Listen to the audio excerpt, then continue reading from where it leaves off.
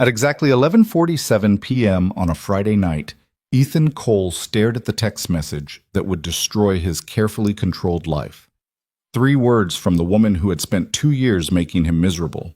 Please don't leave. The same boss who'd humiliated him in front of 20 analysts that morning. The same billionaire who treated him like he was disposable. Now she was begging.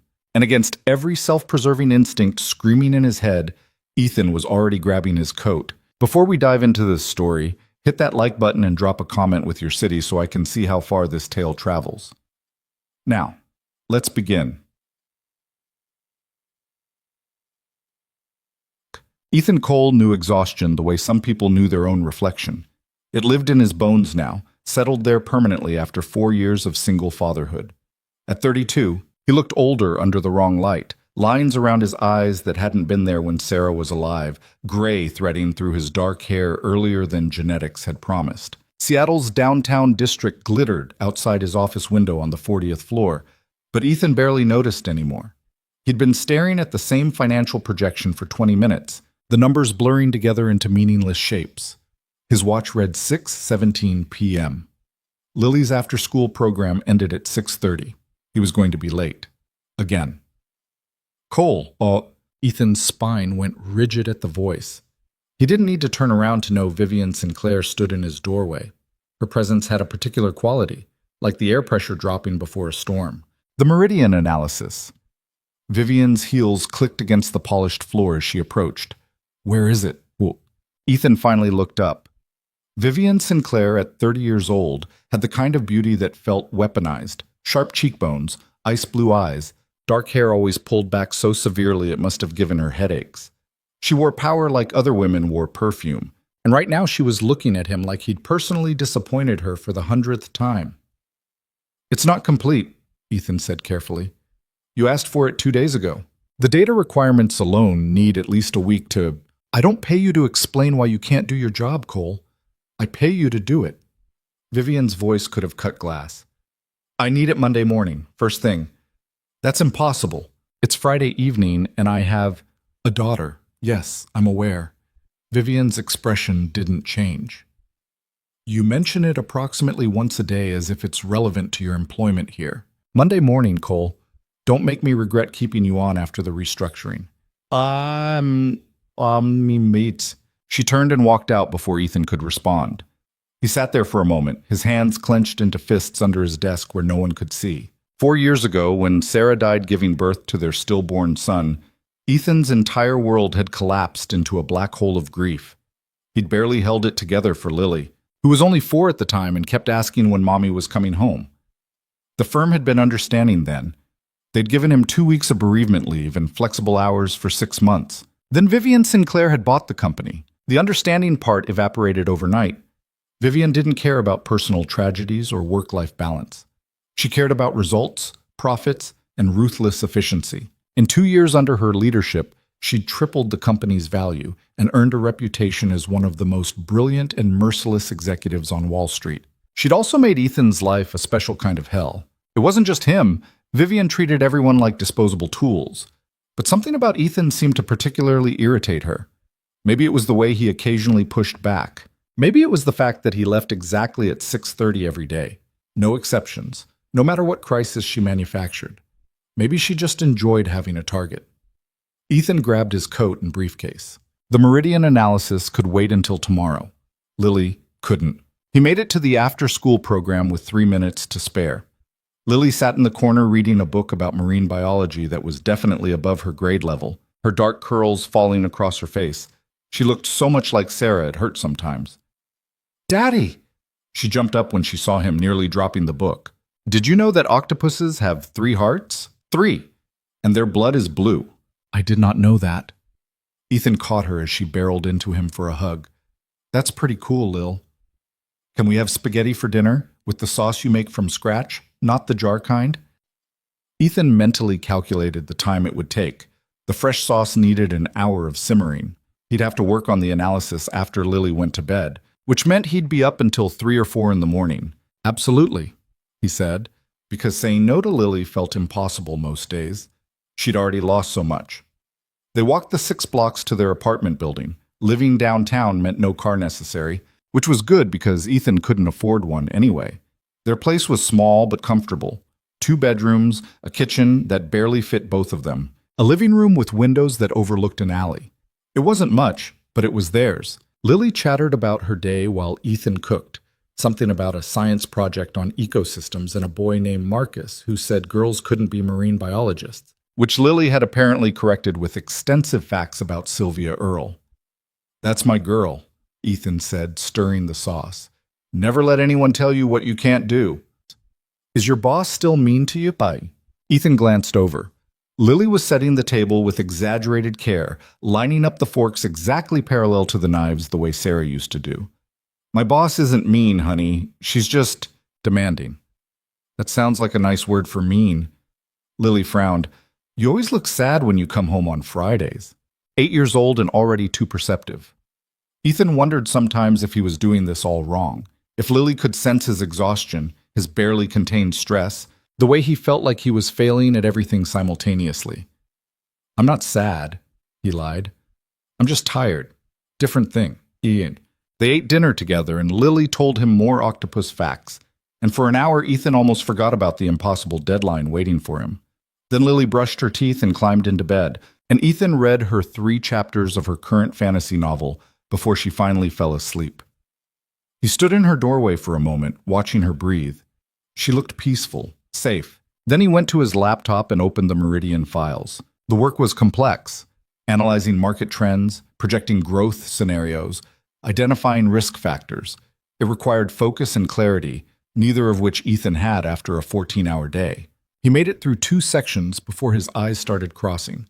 His phone buzzed at 11:43 p.m. Unknown number. Ethan almost ignored it, but something made him check. The message was short. "Rooftop bar, Paramount Hotel. Please." No signature, but Ethan recognized the number from company emails. Vivian Sinclair. He stared at the screen, convinced he was hallucinating from exhaustion. Vivian Sinclair was asking him for something. Using the word please. His phone buzzed again. "Please don't let me be alone tonight." Ethan's thumb hovered over the reply button. Every rational part of his brain was screaming at him to ignore this, to block the number, to pretend he never saw it. Vivian had made his life miserable for 2 years. She'd mocked his dedication to his daughter, dismissed his personal struggles, treated him like he was incompetent despite his track record. He should let her sit alone in whatever crisis this was. She deserved it. But Ethan had spent 4 years raising a daughter by himself, drowning in grief and responsibility, barely keeping his head above water. He knew what it looked like when someone was about to go under. And he couldn't ignore a drowning person, even if that person was Vivian Sinclair. He grabbed his coat. The Paramount Hotel's rooftop bar was the kind of place Ethan couldn't normally afford. Dim lighting, leather boots, a view of Elliott Bay that probably added $50 to every drink. The elevator ride to the top floor felt surreal, like he'd accidentally stepped into someone else's life. The bar was nearly empty. 2 couples in separate corners, a businessman nursing whiskey at the counter, and Vivian Sinclair sat alone in the farthest booth, silhouetted against the floor-to-ceiling windows. The Seattle skyline glittered behind her like she'd arranged it for dramatic effect. Ethan approached slowly. Vivian didn't look up until he was standing right at her table. "You came." She sounded genuinely surprised. Her eyes were slightly unfocused, a half-empty bottle of wine in front of her. Ethan had never seen Vivian drink more than a single glass at company events, always perfectly controlled. This wasn't controlled. This was someone unraveling in real time. "You asked me to." Ethan remained standing, unsure of the protocol here. "What's going on?" "Sit, please." Vivian gestured at the booth. "Unless you're afraid being seen with me will damage your reputation." "I don't have a reputation to damage." Ethan slid into the seat across from her. Up close, Vivian looked different. Makeup slightly smudged, hair coming loose from its usual severe style, her expression raw in a way he'd never seen. She looked human, breakable. "I made a mistake," Vivian said quietly, staring at her wine glass. "Several mistakes, actually, but one very large one tonight." "Okay." "I almost called Richard Morton." She laughed, but it sounded wrong, brittle and harsh. Do you know who Richard Morton is, Cole? No. He's a venture capitalist, extremely wealthy, also extremely married. Vivian poured herself more wine with unsteady hands. We had an affair 3 years ago, ended badly. And tonight I almost called him to come here because I didn't want to be alone, and apparently I'm still pathetic enough to consider that option. Ethan didn't know what to say. This was so far outside the Vivian Sinclair, he knew that it felt like meeting a stranger wearing her face. But then I thought, Vivian continued, who do I know who won't take advantage of this moment? Who won't see me weak and vulnerable and use it against me later? She looked directly at Ethan for the first time. And you know what? There was exactly one person I could think of. The man I've treated worse than anyone else in my company. Funny, isn't it? Hilarious, Ethan said dryly. Vivian smiled, actually smiled, and it transformed her entire face. You hate me. I don't hate you. I don't know you well enough to hate you. But you hate working for me. That's different. Ethan leaned back against the booth. What happened tonight, Vivian? She flinched slightly at the use of her first name. In the office, everyone called her Ms. Sinclair or ma'am. Ethan had never called her anything directly. I found out my board is planning to remove me, she said flatly. Apparently there's been talk about my leadership style and concerns about my long-term stability as CEO. They've been building a case for months. That's why you've been even more demanding lately. Even more? Vivian raised an eyebrow. I didn't realize I had degrees of difficulty. You do. Trust me. They sat in silence for a moment. Ethan could hear soft jazz playing through hidden speakers, the murmur of conversation from other patrons, the distant sound of traffic from the streets below. I built this company, Vivian said eventually. I was 24 years old when I took out my first business loan. Everyone said I'd fail within a year. I worked 90-hour weeks. I sacrificed everything, relationships, friendships, any semblance of a normal life. I turned a small investment firm into a billion-dollar empire in 6 years. I know, I've read the articles. Then you know I did it by being harder than everyone else, colder, more ruthless. Vivian's voice cracked slightly. I couldn't afford to be soft. Soft gets you destroyed in this business. Soft gets you eaten alive. Maybe, Ethan said, or maybe it just makes you human. Vivian looked at him like he'd spoken a foreign language. Human doesn't win board votes, Cole. Human doesn't keep your company from being torn apart by vultures. But being inhuman doesn't seem to be working out great either. For a second, Ethan thought Vivian might throw her wine in his face. Instead, she laughed, a real laugh this time, surprised and genuine. You're the only person who's spoken honestly to me in years, she said. Everyone else is too afraid. I'm plenty afraid. I just don't have the energy to pretend anymore. Vivian studied him with those ice blue eyes, suddenly sharp despite the alcohol. You're exhausted all the time. I'm a single parent working 60-hour weeks for a demanding boss. Exhaustion is my baseline. Why do you stay? The question caught Ethan off guard. What? Why do you stay at the company? You're talented enough to work anywhere. You could probably make more money with better hours somewhere else. So why stay and let me make your life miserable? Ethan considered lying, then decided he was too tired for that too. Because Lily likes her school. She has friends there, stability. We live 6 blocks from the office, which means I can be home fast if there's an emergency. And despite everything, the job pays well enough that I can cover her dance classes and her summer science camp and her endless supply of library books. He met Vivian's gaze. I stay because leaving would disrupt her life, and she's already had enough disruption for one childhood. Something shifted in Vivian's expression, a crack in the armor, vulnerability showing through. You're a good father, she said quietly. I'm a barely functioning father who survives on coffee and panic. That still counts as good. Ethan's phone buzzed.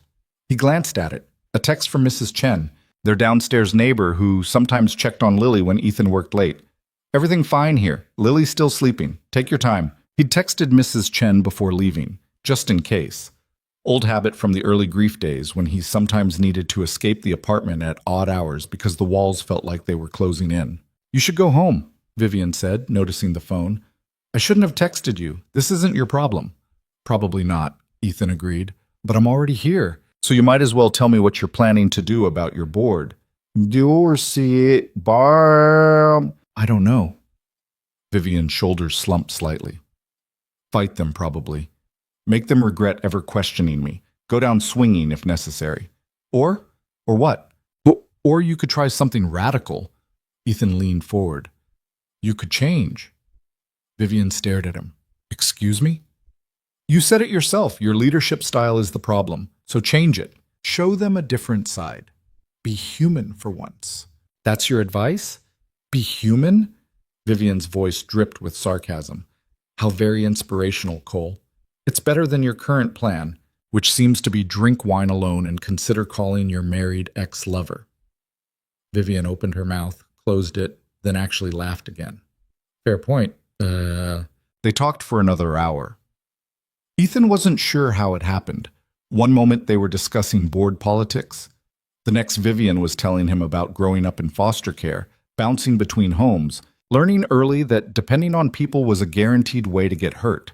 She talked about building her company as a fortress against the world, about the loneliness that came with always being the smartest and coldest person in every room. Ethan told her about Sarah, about the pregnancy that went wrong, about standing in a hospital room holding his daughter while his wife died and their son never took a breath, about the grief that still ambushed him at random moments, Lily laughing exactly like Sarah used to, or finding one of Sarah's hair ties in a drawer, or simply waking up and remembering all over again that she was gone.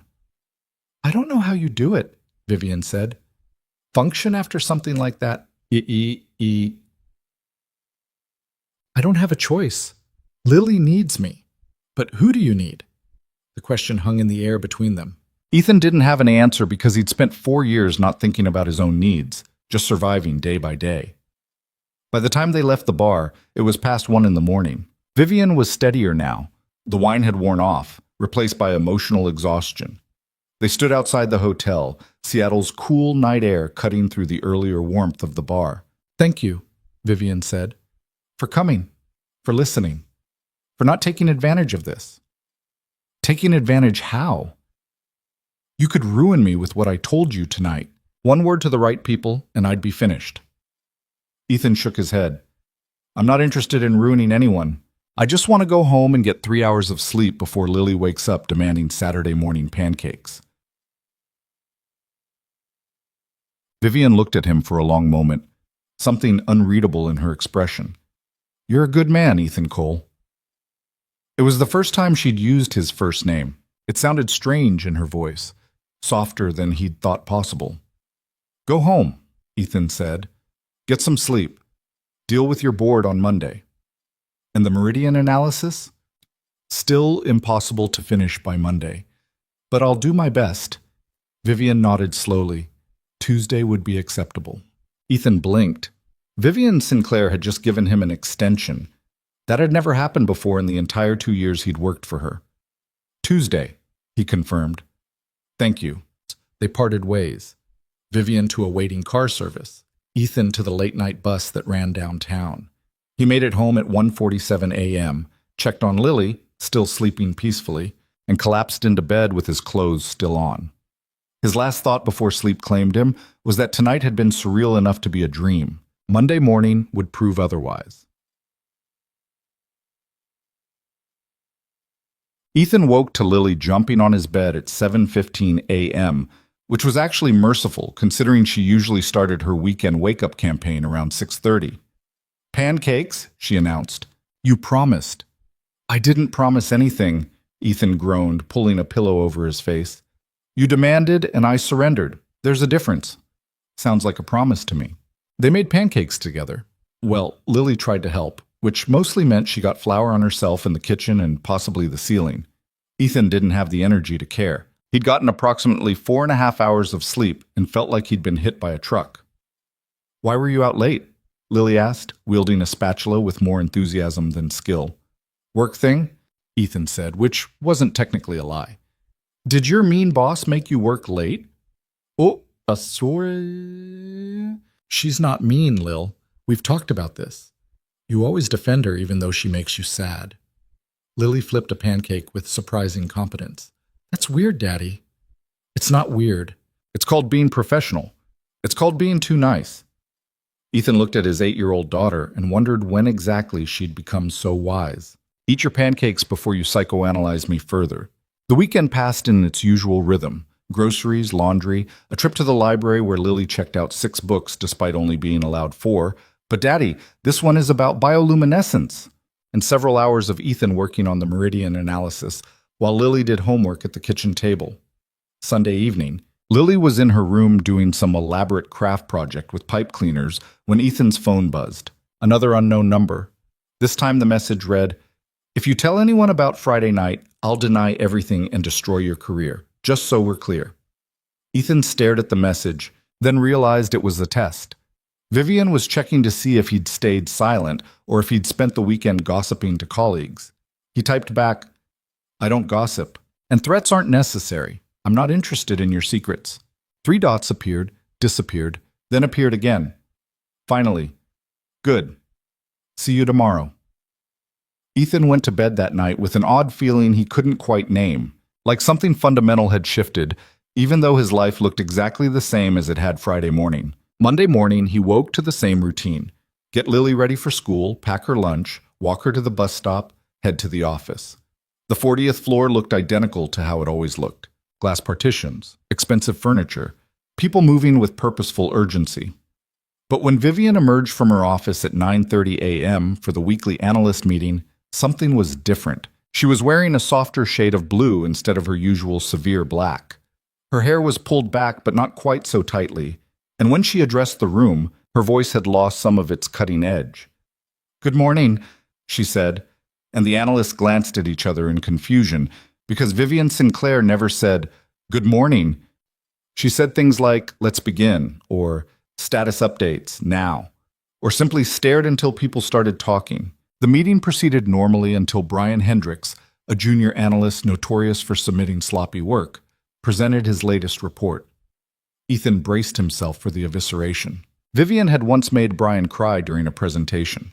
Actually cry, in front of everyone. Instead, Vivian listened to the whole thing, then said, "This needs significant revision. I'd like you to rework the methodology section and resubmit by Wednesday. If you need guidance, schedule time with Cole. He's strong in quantitative analysis." The room went silent. Vivian had just offered help instead of humiliation. People were looking around like they'd entered an alternate dimension. Brian stammered a thank you and fled the conference room as soon as the meeting ended. "Cole, stay behind," Vivian said as everyone else filtered out. Ethan waited until the room emptied. Vivian closed the door. "How's the meridian analysis coming?" she asked. "On track for Tuesday." "Good." Vivian paused, her expression carefully neutral. "I want you to know that Friday night was a moment of weakness. It won't happen again. Okay?" "I mean it, Cole. That wasn't me. The real me doesn't break down or call employees for emotional support. If you say so." Vivian's eyes narrowed slightly. "You don't believe me." "I think the person I met Friday night was more real than the person standing in front of me right now. But that's none of my business." Ethan picked up his laptop. "Is that all? You're not going to ask why I'm being different today? Why I gave Hendricks a second chance instead of destroying him?" "I figured you'd tell me if you wanted me to know." Vivian studied him for a long moment, and Ethan had the uncomfortable feeling she was seeing something in him he hadn't meant to reveal. "You're different from everyone else here. I have a kid waiting at home and no time for office politics. That probably makes me different by default."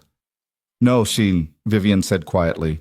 "It makes you sane." Well, she dismissed him then, and Ethan returned to his desk feeling even more confused than before. The rest of Monday passed without incident, but Ethan noticed people whispering. Vivian's shift in behavior was too obvious to ignore. Tuesday morning, Ethan submitted the meridian analysis at 8:45 a.m. It was thorough, well-researched, and exactly what Vivian had asked for. She called him into her office 20 minutes later. "This is excellent work," she said, which was maybe the first genuine compliment she'd ever given him. "Exactly what I needed. Thank you." I'm presenting it to the board Thursday afternoon. I'd like you there. Ethan blinked. You want me at a board meeting? You did the analysis. You should present it. Vivian leaned back in her chair, and for just a second her carefully composed expression slipped. And honestly, I could use someone in that room who doesn't want to see me fail. There it was, the real reason. Vivian was facing her enemies and needed an ally, even if that ally was just the exhausted single father she'd spent 2 years tormenting. I'll be there, Ethan heard himself say. Vivian's expression softened, barely noticeable, but there. Thank you. The rest of Tuesday was chaos. Word had spread about Ethan being invited to the board meeting, and suddenly everyone wanted to know what was happening with him and Vivian. Had he gotten promoted? Was he being fired in front of the board as some kind of power play? Was there something going on between them? Ethan ignored all of it. He went home at 6:30 like always, made dinner with Lily, helped her build a model of the solar system for science class, and tried very hard not to think about Thursday. Wednesday. Vivian was back to her cold professional self in public, but twice Ethan caught her watching him across the office with an expression he couldn't read. Thursday morning arrived too fast. The board meeting was scheduled for 2 p.m. Ethan wore his best suit, which still wasn't as nice as anything anyone else would be wearing, and practiced his presentation notes during lunch. At 1:55 p.m., he stood outside the conference room on the executive floor. Through the glass wall, he could see the board members assembling, 12 people in expensive suits, most of them old enough to be his parents. They looked like sharks preparing to feed. Vivian appeared beside him, silent as a ghost. She looked perfect. Black suit, hair immaculate, expression carved from ice.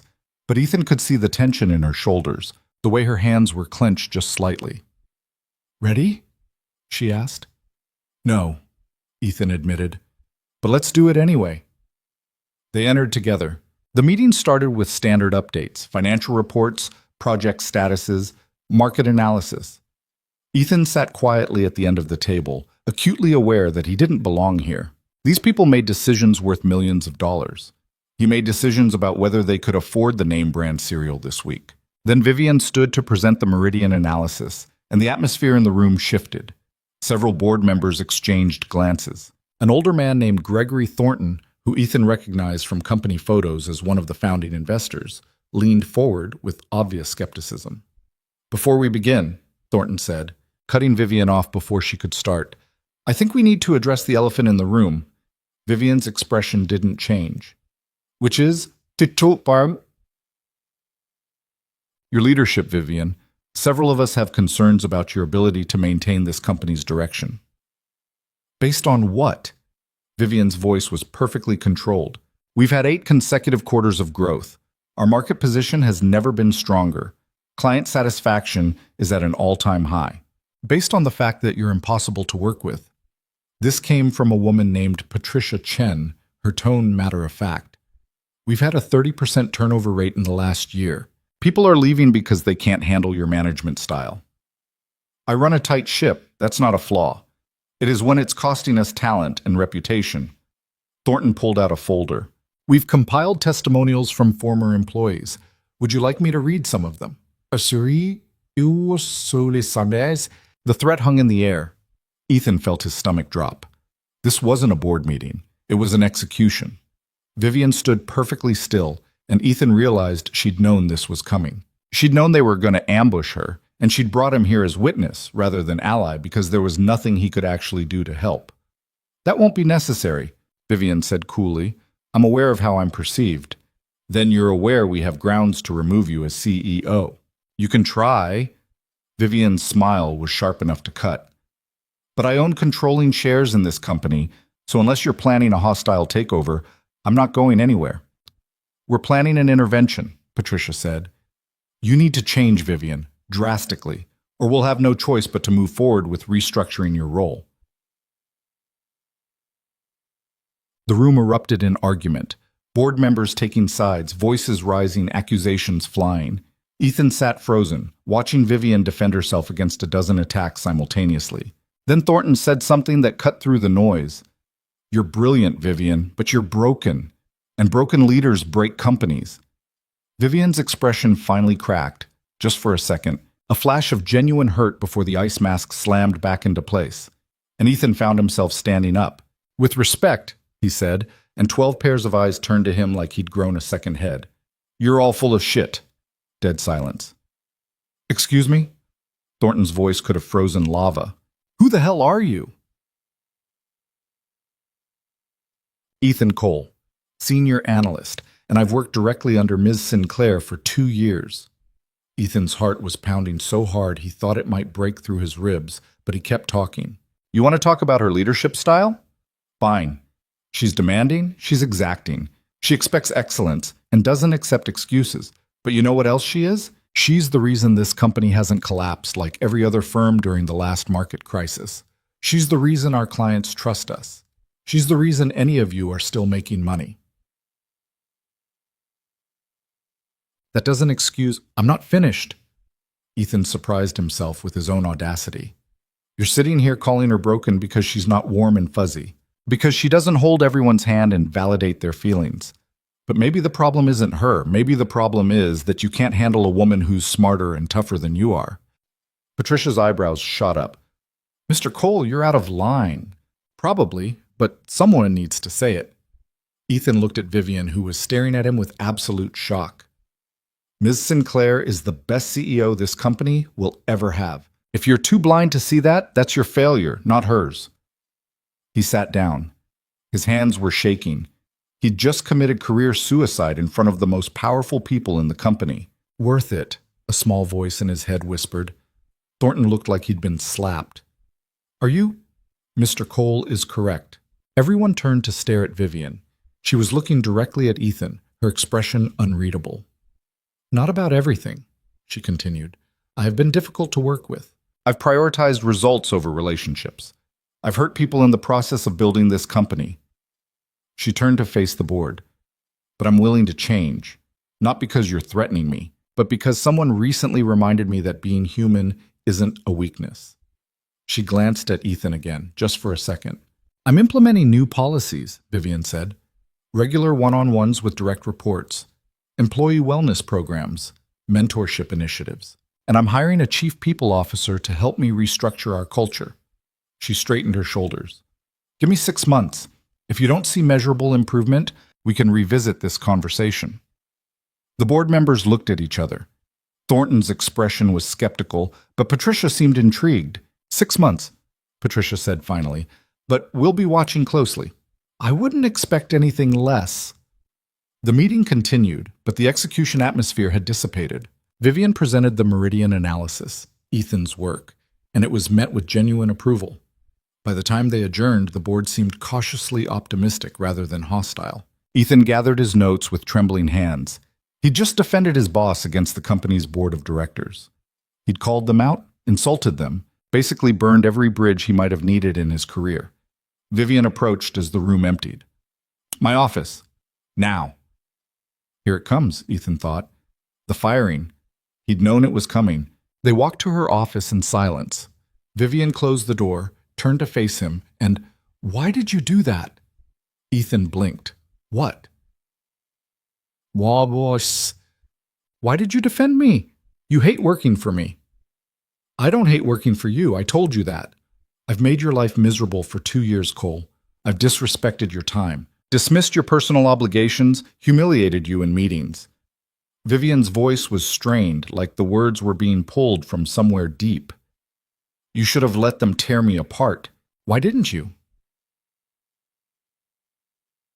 Ethan thought about Friday night, about Vivian sitting alone in that bar, admitting she had no one to call, about the loneliness in her eyes when she talked about building walls to keep the world out. "Because everyone deserves someone in their corner," he said simply, "even if they don't always deserve it." Vivian stared at him for a long moment. Then, incredibly, her eyes started to glisten. "Don't cry," Ethan said quickly, alarmed. "Please don't cry. I don't know what to do when people cry. I'm not crying." Vivian's voice was thick with obvious tears she was desperately holding back. "I don't cry." "Right, obviously." They stood there in awkward silence, and Ethan realized something had fundamentally shifted between them. The power dynamic, the hostility, the careful distance, it was all crumbling. "Thank you," Vivian said quietly. No one's ever stood up for me like that. Probably because you're terrifying. That's by design. I know. Ethan picked up his briefcase. I should go. Lily has a dance recital tonight, and I'm already cutting it close. Cole, Ethan, Vivian corrected herself. You're not going to be fired for what happened today. In fact, I'm giving you a raise. And better hours. And whatever else you need to make this job work with your daughter. Ethan's breath caught. You don't have to do that. I do. I absolutely do. Vivian's expression was raw, honest. You showed me more loyalty in that meeting than anyone has shown me in my entire career. The least I can do is make your life slightly less miserable. Then I need Wednesdays off by 5, Ethan heard himself say. That's when Lily has therapy. She still processes her mom's death sometimes, and I need to be there. Done. And no more impossible deadlines. If you need something, give me realistic time frames. Done. And stop calling me Cole. My name is Ethan. Vivian smiled, really smiled, and it transformed her face into something almost beautiful. Ethan it is, on one condition. What? You call me Vivian. No more Miss Sinclair in private. They shook hands, formal, professional, but Ethan could feel the weight of something unspoken passing between them. A truce, maybe even the beginning of actual trust. He made it to Lily's recital with 4 minutes to spare. She spotted him in the audience and waved frantically, her face lighting up with pure joy. Ethan waved back and felt something in his chest unclench slightly. His job was still demanding. His life was still exhausting. But maybe, just maybe, things were starting to get a little bit easier. He didn't know yet that Vivian was sitting in her empty office, staring at her phone, drafting and deleting a text message to him over and over. He didn't know that she'd spent the last hour thinking about how he'd looked at her, not with fear or resentment, but with understanding. He didn't know that she was realizing with growing terror that the walls she'd spent years building were starting to crack. And neither of them knew that the entire company had noticed them leaving the board meeting together. Noticed the way Vivian's expression had softened when she looked at him. Noticed that something was different. The rumors were already starting to spread. And by Monday morning, everything would change again. The weekend after the board meeting, Ethan's phone wouldn't stop buzzing. Saturday morning started with a text from Marcus Williams, a fellow analyst he occasionally grabbed coffee with. Dude, what the hell happened in that board meeting? Then another from Jennifer Park in accounting. Is it true you told off Gregory Thornton? By noon, Ethan had received 14 messages, 3 voicemails, and 1 extremely awkward email from Brian Hendricks that just said, "You're my hero," with 7 exclamation points. Your phone keeps making noise, Lily observed from the kitchen table, where she was attempting to build a volcano out of paper mache. Is someone dying? No one's dying, just work stuff. About your boss? Ethan looked up from his coffee. Why would it be about my boss? Pustishy, because you've checked your phone like 100 times, and you keep making that face. What face? The face you make when you're worried but pretending you're not. Lily pointed at him with a glue-covered finger. That one. 8 years old and she could read him like a book. Ethan wondered if that was a parenting success or failure. His phone buzzed again. This time it was an unknown number. It's Vivian. Are you free for lunch tomorrow? Ethan stared at the message. Vivian Sinclair was asking him to lunch. On a Sunday. His brain couldn't process this information. That's the face again, Lily announced. I'm not making a face. You totally are. Ethan typed back carefully. I have Lily on Sundays. Can't do lunch. 3 dots appeared immediately. Bring her. I'd like to meet her. Ethan's stomach did something complicated. Vivian wanted to meet his daughter. This was moving into territory he hadn't even considered possible a week ago. Is everything okay, Daddy? Lily had abandoned her volcano and was watching him with concern. Yeah, honey, everything's fine. Ethan hesitated, then made a decision that felt both right and terrifying. How would you feel about meeting someone tomorrow? For lunch? Who? My boss, the one you think is mean. Lily's eyes went wide. Why does she want to meet me? I don't know, but she asked nicely, so I thought maybe we could give her a chance. Is she still mean? Ethan thought about Vivian in the bar, vulnerable and honest, about her defending him in the office, about the way she'd looked at him after the board meeting, like he'd done something impossible. "I don't think she was ever really mean," he said slowly. "I think she was scared. And sometimes scared people act mean because they don't know what else to do." Lily considered this with the seriousness of a Supreme Court justice. "Okay, but if she's mean to you, I'm going to tell her she's being mean, because you're my dad and nobody gets to be mean to you." Ethan felt his throat tighten. Deal. He texted Vivian back. "Lunch tomorrow works. Where? All right. The response came fast. "The aquarium. Lily likes marine biology, right?" Ethan's breath caught. Vivian had remembered a throwaway detail from their conversation at the bar. The part where he'd mentioned Lily's obsession with ocean creatures. She'd not only remembered, she'd planned the entire lunch around it. "Aquarium at noon. See you there." Cheers. Sunday morning, Ethan woke up with anxiety sitting on his chest like a physical weight. He made pancakes on autopilot while Lily chattered about what fish she hoped to see. She'd changed her outfit 3 times, finally settling on her favorite blue dress with the octopus pattern. "I want to look professional," she explained seriously. "In case your boss judges people by their clothes." "She's not going to judge you, Lil." "You don't know that. Rich people judge everything." Where did you learn that?" "Marcus at school says rich people are mean because money makes your heart small." "Marcus's parents are going through a divorce," Ethan said gently. "He might be processing some stuff." They took the bus to the waterfront. The Seattle Aquarium sat right on the pier, glass and steel gleaming in the weak November sunlight. Ethan spotted Vivian immediately. She stood near the entrance wearing dark jeans and a cream sweater, her hair down for the first time since he'd known her. She looked younger, less intimidating, almost nervous. "That's her?" Lily whispered. "That's her. She's pretty." "Don't tell her that. She'll probably fire me for discussing her appearance." Lily giggled, and the sound made Vivian look up. Her expression shifted when she saw them, something uncertain crossing her face before she smoothed it away. "Ethan." She nodded at him, then crouched down to Lily's level. "You must be Lily. Your dad tells me you're going to be a marine biologist." Lily's shyness evaporated instantly. "I'm going to study bioluminescence. That's when animals make their own light underwater. Did you know some jellyfish can glow in the dark?" "I did not know that." Vivian's smile was genuine. "Will you teach me about them?" Just like that, Lily was sold. They spent the next 2 hours wandering through the aquarium, and Ethan found himself relegated to third-wheel status as his daughter monopolized Vivian's attention.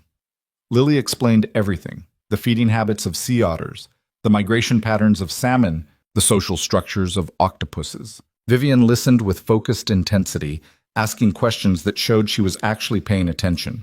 When they reached the jellyfish exhibit, Lily's favorite, she watched his daughter's face light up in the blue glow with an expression Ethan couldn't quite name. "They're beautiful," Vivian said quietly. "They're also brainless, Claire," Lily informed her. "No brain, no blood, no heart. Just nerves and instinct. But they've survived for millions of years, so maybe brains are overrated." Vivian laughed, actually laughed, and Ethan realized he'd never heard that sound before. Not the bitter laugh from the bar, but something real and unguarded. "I like her," Vivian said to Ethan while Lily pressed her face against the glass. "She's brilliant." "She's exhausting," Ethan replied, but his voice was full of pride. "Yesterday she asked me to explain quantum mechanics because she read about it in a library book. I had to Google it while pretending I knew what I was talking about." "You're a good father." "You said that before. It's still true." Vivian watched Lily with something wistful in her expression. "She's lucky to have you." They grabbed lunch at the aquarium cafe, overpriced sandwiches and chips that Lily barely touched because she was too busy talking. She told Vivian about her school, her friends, her volcano project that had exploded prematurely, and covered Mrs. Chen's cat in baking soda. "I had to help clean the cat," Lily said gravely. "He was very angry about it." "I imagine he was," Vivian agreed. "Do you have any pets?" "No, I work too much." "That's sad. Everyone should have a pet." Or at least a plant. Lily tilted her head. Do you have any plants? I have an orchid in my office. It's probably dead. Definitely dead, Ethan confirmed. I've seen that orchid. It's been dead for months. Well, that's depressing. Vivian looked at Lily. What should I get instead? A cactus. They're impossible to kill, like cockroaches but prettier. Vivian smiled. That's sound advice. After lunch, they walked along the pier. Lily ran ahead to look at the boats, giving Ethan and Vivian a rare moment of semi-privacy. Thank you for this, Ethan said. You didn't have to spend your Sunday with us. I wanted to. Vivian watched Lily pointing excitedly at a sailboat. I don't have family, no siblings, no parents worth mentioning. I forgot what it feels like to just exist around people who aren't trying to get something from you. We're definitely not trying to get anything. Lily probably scared you off with the jellyfish facts. I like the jellyfish facts. Vivian turned to look at him, and Ethan was struck by how different she looked in natural light, softer, more human. Can I ask you something? Sure. Why did you really defend me in that board meeting? Ethan had known this question was coming. He'd spent the last 3 days trying to figure out the answer himself. Because you looked like I felt 3 years ago, he said finally. When Sarah died and everyone kept telling me I needed to be strong and hold it together and not fall apart, like being human was a failure. He met her eyes. You looked like someone drowning while everyone watched and judged instead of throwing you a life raft. Vivian's expression cracked, just for a second, before she pulled it back together. I've been drowning for years. I just got very good at pretending I wasn't. I know the feeling. They stood there in silence, watching Lily charm information out of a fisherman about his catch. The November wind cut across the water, sharp and cold, but neither of them moved to leave. Daddy! Lily came running back, breathless with excitement. That man caught a salmon, a real one. He said I could touch it. Did you wash your hands after? Obviously, I'm not a barbarian. Lily looked at Vivian. Are you coming to my dance recital next week? Daddy said you might. Ethan's stomach dropped. I absolutely did not say that. You said she was being nicer. I assumed that meant she'd come to my recital. Vivian glanced at Ethan, amusement flickering in her eyes. I would love to come to your recital, if your dad says it's okay. Now both of them were looking at him. Ethan felt trapped. It's fine, he heard himself say. It's next Saturday at 3. The performance is an hour long, and there will be approximately 40 children performing various interpretations of dancing.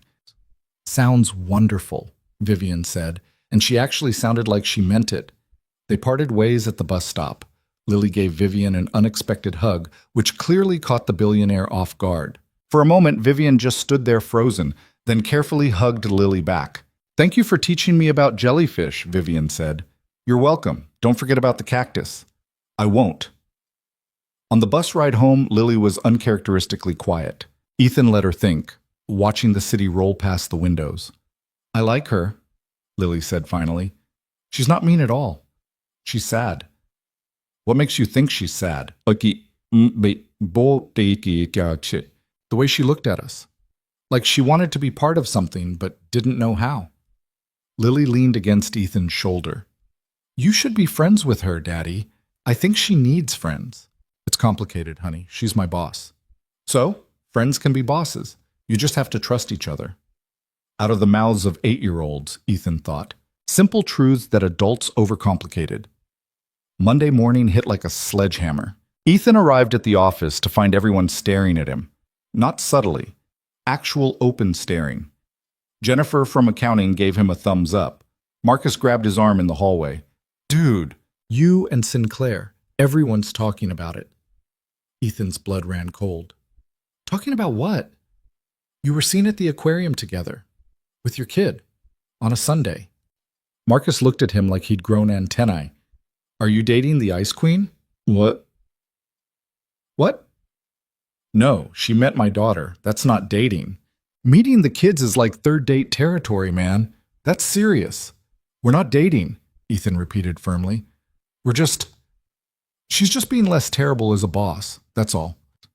But Marcus was already walking away, probably to spread the news that Ethan had confirmed nothing, which everyone would interpret as confirmation.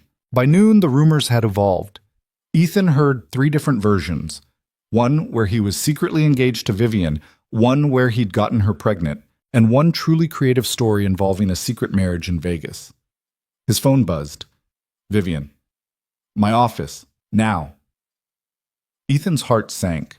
He took the elevator to the executive floor, walked past the assistants who definitely knew something based on their expressions, and entered Vivian's office. She was standing at the window, her back to the door. When she turned around, her expression was carefully blank. Close the door. Ethan closed it. Ethan closed. If this is about the rumors, the entire company thinks we're sleeping together. Vivian's voice was flat. HR informed me this morning. Apparently there's a betting pool about whether we're engaged. I didn't start any of this. I know, but we need to address it. Vivian crossed her arms. This is my fault. I shouldn't have invited you to lunch. I shouldn't have met Lily. I crossed a line and now it's affecting both our reputations. Something cold settled in Ethan's chest.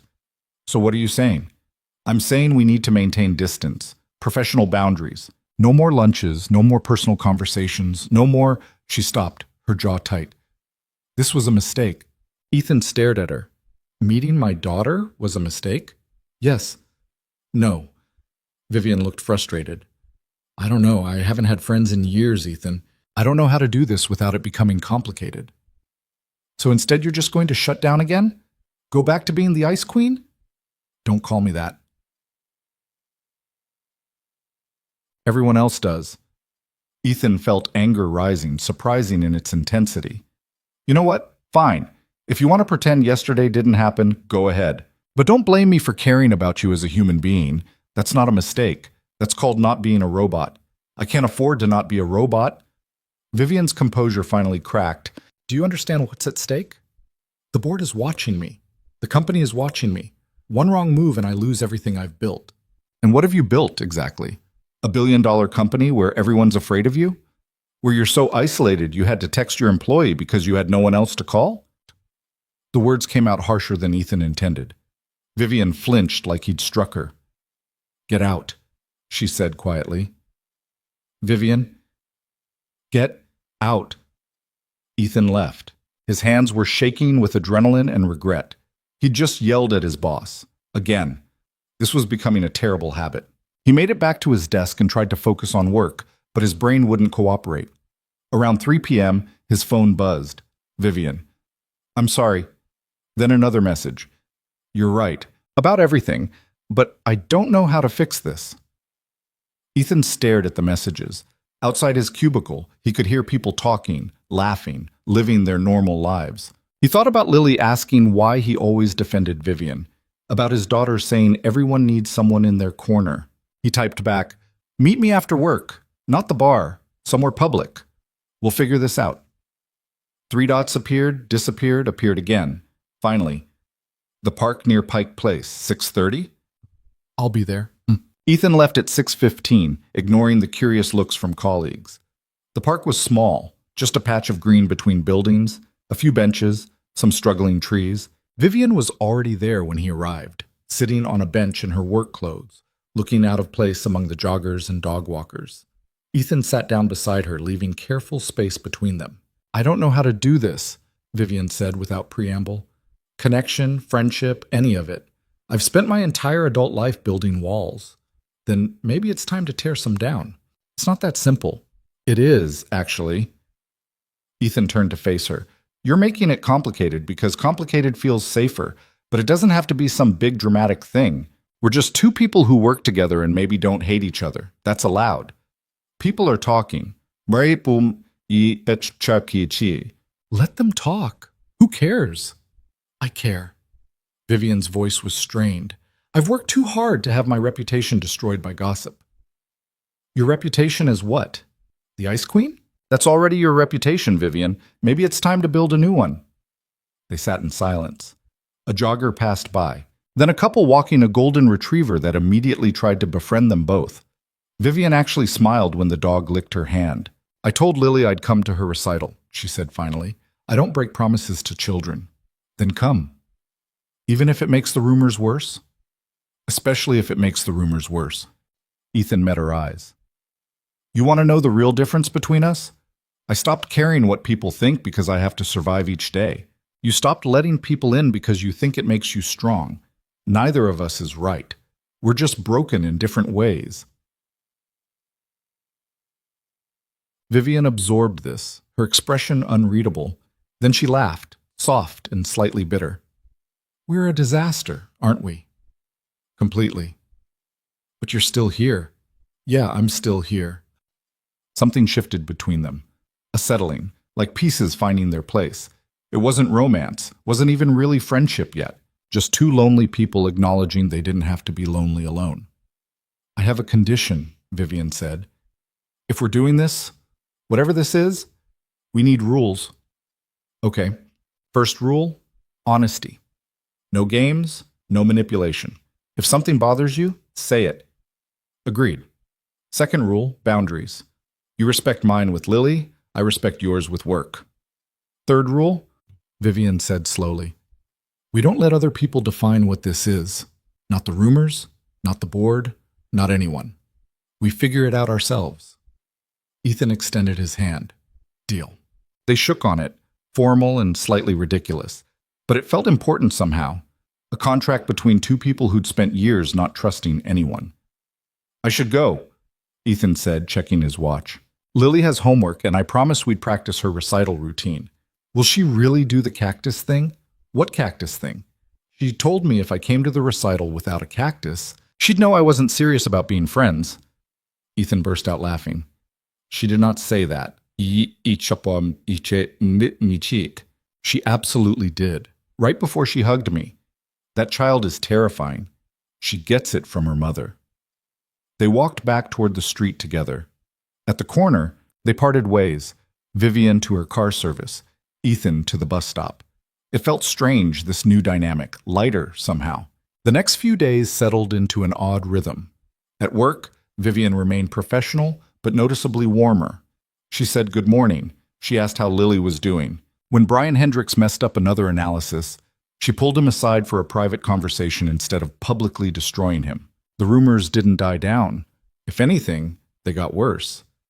Ethan overheard someone in the break room speculating about whether he was after Vivian's money. Someone else suggested she was having a midlife crisis at 30.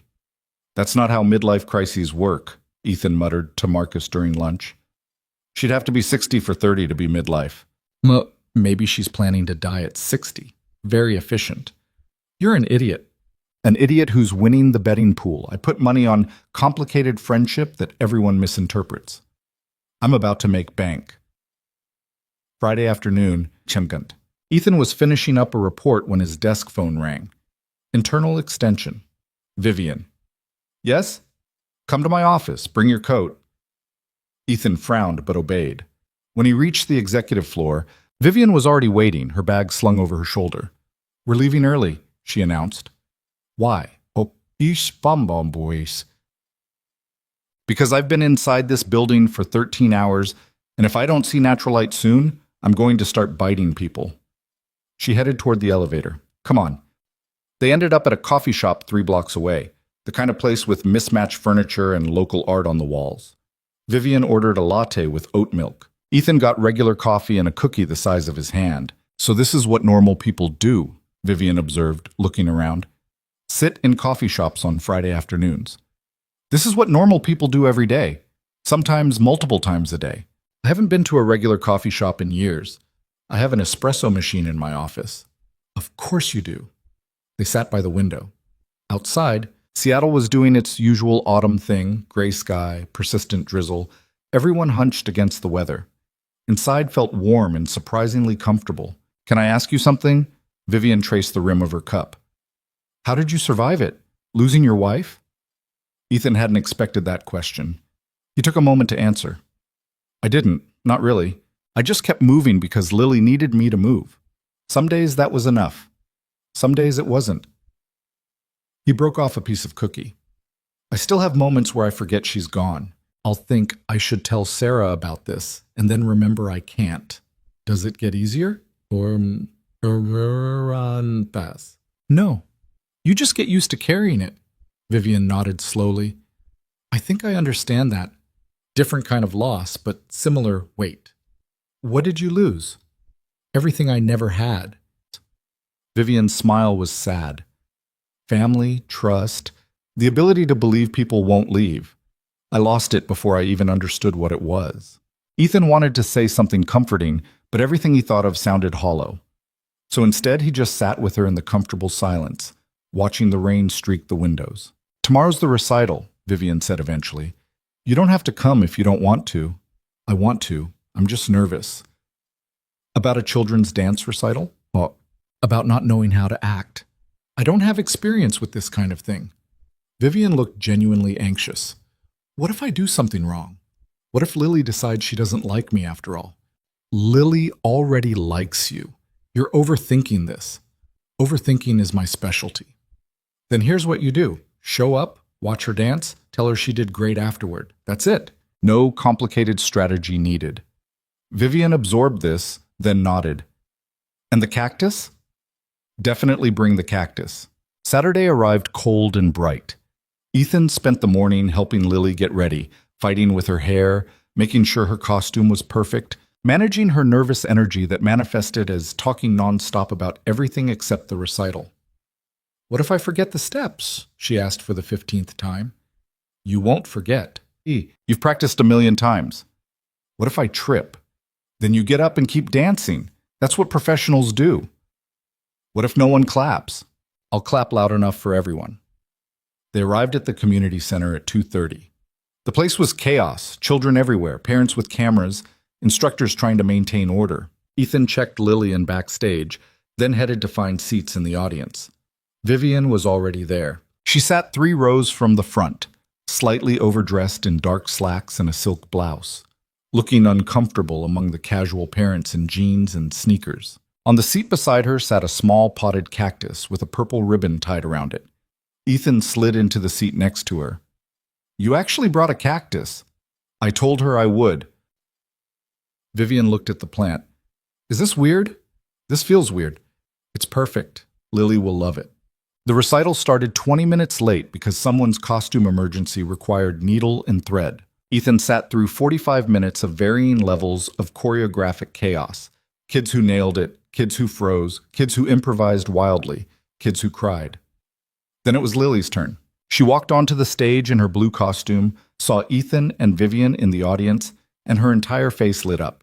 The music started, something classical that Ethan couldn't name, and Lily began to dance. She wasn't perfect. She missed a turn, recovered awkwardly, kept going. But she moved with confidence and joy, completely unself-conscious, lost in the music. Ethan felt his throat tighten with pride. Beside him, Vivian leaned forward, utterly focused. When Lily finished and took her bow, Vivian clapped louder than anyone else in the room. After the recital, they waited outside the backstage area with the other parents. Lily emerged still in costume, immediately spotted the cactus in Vivian's hands, and shrieked with delight. You brought it! You actually brought it! I promised. Vivian handed over the plant carefully. You were wonderful up there. I messed up the triple turn. I didn't notice. Yes, you did. But thank you for lying. Lily hugged the cactus like it was precious. I'm going to name him Steve. The cactus is named Steve, I see? Ethan asked. Obviously. He looks like a Steve. They walked out together, Ethan, Vivian, and Lily carrying Steve the cactus. Other parents stared, probably recognizing Vivian from business magazines or news articles. Someone took a photo on their phone. Ice cream? Vivian suggested. There's a place 2 blocks over. Lily looked at Ethan with pleading eyes. Can we? Sure, why not? The ice cream shop was crowded with post-recital families. They squeezed into a corner booth, Lily between them, Steve the cactus sitting on the table like a 4th member of their group. This is weird, right? Vivian said quietly while Lily demolished a sundae. Being here, with you two. It feels like I'm playing pretend in someone else's life. Maybe you're just living yours differently, Ethan replied. Maybe. Lily looked up, ice cream on her chin. Are you my dad's girlfriend? Ethan choked on his coffee. Vivian went very still. Lily, we're not, Ethan stammered. Marcus's mom said you were probably his girlfriend because you went to the aquarium together. But I said you were just friends because people can be friends without being girlfriends. Lily looked at Vivian seriously. Are you friends with my dad? Vivian met Ethan's eyes, something uncertain in her expression. Then she looked at Lily and smiled. Yes, I'm friends with your dad. Good. He needs more friends. He only has like 3. I have more than 3, Ethan protested. Work friends don't count. Why not? Because you don't choose them. You're just stuck together. Lily returned to her ice cream. Real friends are people you choose even when you don't have to. Out of the mouths of 8-year-olds, Ethan thought again. Out of them, they finished their ice cream and walked back toward the bus stop. Lily chattered the entire way, already planning where Steve would live in their apartment. Vivian listened with patient attention, occasionally asking questions that made Lily explain things in even more detail. At the bus stop, they paused. Vivian's car service was parked across the street. Thank you for coming, Ethan said. It meant a lot to both of us. Thank you for inviting me. Vivian crouched down to Lily's level. Take good care of Steve.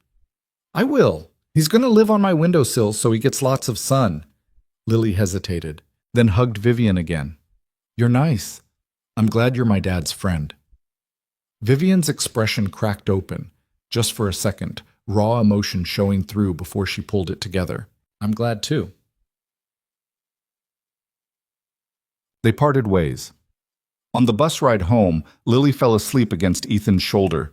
Steve, the cactus, clutched carefully in her arms. Ethan stared out the window at the city lights and thought about how strange his life had become.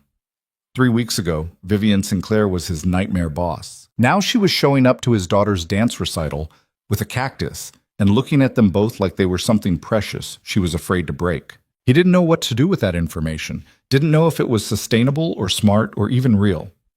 But for the first time in 4 years, Ethan felt like maybe he wasn't drowning alone anymore. Maybe neither of them was. The Monday after the recital, Ethan walked into the office to find an envelope on his desk. Inside was a photo. Someone had captured the moment after Lily's performance when all 3 of them stood together, Lily holding Steve the cactus, laughing at something Vivian had said. They looked like a family. Ethan stared at the photo for a long moment, then flipped it over. On the back, someone had written in red marker, "How much is she paying you?" His stomach dropped. "Hey." Marcus appeared at his cubicle, his expression grim. "Don't read the comments." "What comments?" "Someone posted that photo on the company internal forum. It got ugly." Ethan pulled up the forum on his computer. The thread had 147 comments. He scrolled through them, each one worse than the last. Gold digger. Sinclair's having a midlife crisis and he's taking advantage. Poor kid, using his daughter to manipulate the boss. That's low. How long before he gets promoted for services rendered? Ethan felt sick. He clicked away from the forum and tried to focus on work, but the words kept replaying in his head. By lunch, 3 different people had approached him with pitying looks or thinly veiled accusations. His phone buzzed. Vivian. My office. Now, Sham. He took the elevator up, ignoring the stares from everyone he passed. Vivian's assistant waved him through without a word. Inside the office, Vivian stood at her window, her back rigid. I've seen the forum, she said without turning around. HR is handling it. Handling it how? Taking down the thread, identifying who started it, probably firing them. Now she turned, and her expression was cold fury. No one gets to talk about you that way. Or Lily. Moki. Vivian, you can't fire someone for posting a photo. I can fire them for harassment and creating a hostile work environment, which is exactly what this is. She moved to her desk, pulling up something on her computer. I've already identified the source, Derek Chambers in market analysis. He's been gunning for your position for months. This was his play to discredit you. Ethan's head was spinning. You're going to fire him? I'm going to destroy him. Vivian's voice was ice. His career in this industry will be over by noon. Stop. Ethan held up a hand. Just stop. This is exactly what they want. Proof that you're playing favorites, that I have special treatment. If you fire him, it proves everything they're saying. I don't care what they're saying. Well, I do. And Lily does. Someone at her school saw that photo, and now she's being asked questions by other parents about whether her dad is dating someone for money. Ethan's voice cracked slightly. She's 8 years old, Vivian. She shouldn't have to deal with this. Vivian's expression shifted, the cold fury melting into something else. What did she say when they asked her? What? So, yeah, She said you were her friend and people were being mean because they don't understand friendship. Ethan sank into a chair. She defended you. An 8-year-old defended you against adults who should know better. Silence filled the office. Through the glass walls, Ethan could see people working, making calls, living their normal lives while his was imploding. Maybe we should stop, Vivian said quietly. The lunches, the time together. Maybe everyone's right, and this is inappropriate. Why call it? Is that what you want? I want to stop hurting you. And Lily. Ethan looked at her, really looked at her. Vivian stood there in her perfect suit with her perfect posture, and she looked utterly lost. The problem isn't us spending time together, he said. The problem is people thinking they have a right to judge what we do. And if we stop now, we're telling them they're right. What's the alternative? We ignore them, we keep living our lives, and we let them think whatever they want because their opinions don't actually matter. Easy to say, harder to do when it affects your daughter. Lily's tougher than you think. She's dealt with worse than gossip. Ethan stood. But this has to be your call. If you want distance, I'll respect that. If you want to keep being friends, I'm still here, but you need to decide what you can actually handle, not what you think you should do. Vivian stared at him for a long moment. How are you always so calm about everything? I'm not calm. I'm exhausted. There's a difference. A small smile flickered across her face, then disappeared. Give me time to think. Ethan left her office feeling hollowed out. The rest of the day crawled by. People whispered when he passed. Someone in the break room went silent when he walked in. He ate lunch at his desk and tried to pretend he didn't care. At 6:30, he went home to Lily. She was doing homework at the kitchen table. Steve the cactus sitting beside her notebook, like a study buddy. Marcus's mom asked me weird questions today, Lily said without looking up from her math problems. Ethan's chest tightened. What kind of questions? She asked if Miss Vivian gives you money. I said no, you have a job. Then she asked if you were going to marry her. I said probably not because you just met. Lily finally looked up. Are people being weird because Miss Vivian is rich? Yeah, honey, something like that. That's stupid. She's nice. Who cares if she has money? A lot of people, apparently. Lily frowned, then went back to her homework. Well, they're wrong. And I told Marcus's mom she was wrong too. Ethan felt a rush of love for his daughter so intense it hurt. You're pretty great, you know that? I know, I get it from you. They spent the evening like normal. Dinner, homework check, reading time. But when Ethan tucked Lily into bed, she grabbed his hand. Are you okay, Daddy? Yeah, Lil. I'm okay. You look sad. You do the face. What face? The face you did after Mommy died, when you thought I wasn't looking. Her eyes were too knowing for 8 years old. I don't like when you do that face. Ethan sat on the edge of her bed. Sometimes grown-ups have to deal with complicated things. But I promise I'm okay. And Miss Vivian is okay. And you're definitely okay. That's what matters. Is Miss Vivian sad too? Probably. Then we should do something nice for her, so she knows we're still her friends even when people are being mean. The simplicity of childhood logic. If someone's sad, do something nice. If someone's your friend, show them. No complexity, no second guessing, just straightforward kindness. What do you think we should do? Ethan asked. I don't know yet, but I'll think of something. Lily yawned. Maybe we can introduce her to Mrs. Chen. Mrs. Chen makes everyone feel better. Ethan kissed her forehead. Go to sleep, kiddo. He was washing dishes when his phone buzzed. Vivian. I've decided. Then, I'm not stopping. If people want to judge me, they can judge me. I'm tired of living according to other people's rules. Ethan typed back. You sure? No, but I'm doing it anyway. Okay, what changed your mind? There was a long pause. Then, Lily defended me. A child I barely know stood up for me when no one else would. I'm not going to prove her wrong by being a coward. Ethan smiled despite everything. She has that effect on people. Dinner this week? The three of us? Yeah, dinner sounds good. They made plans for Wednesday. Ethan went to bed that night feeling slightly less hollowed out. Tuesday morning, Vivian called an all-staff meeting. The entire company crammed into the main conference room, speculation running wild. Ethan stood in the back, trying to be invisible. Vivian took the podium looking like she was about to declare war, which, in a way, she was. I've seen what's been circulating on the internal forums, she began, her voice cutting through the murmurs. The photos, the comments, the speculation about my personal life and the personal life of one of our analysts. And I'm here to address it directly.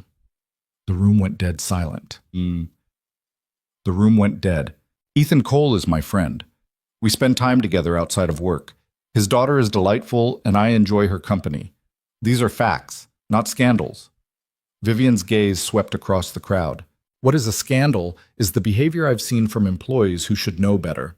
Harassment, gossip, cruel speculation about a man who has worked here longer than most of you and never once failed to deliver excellence.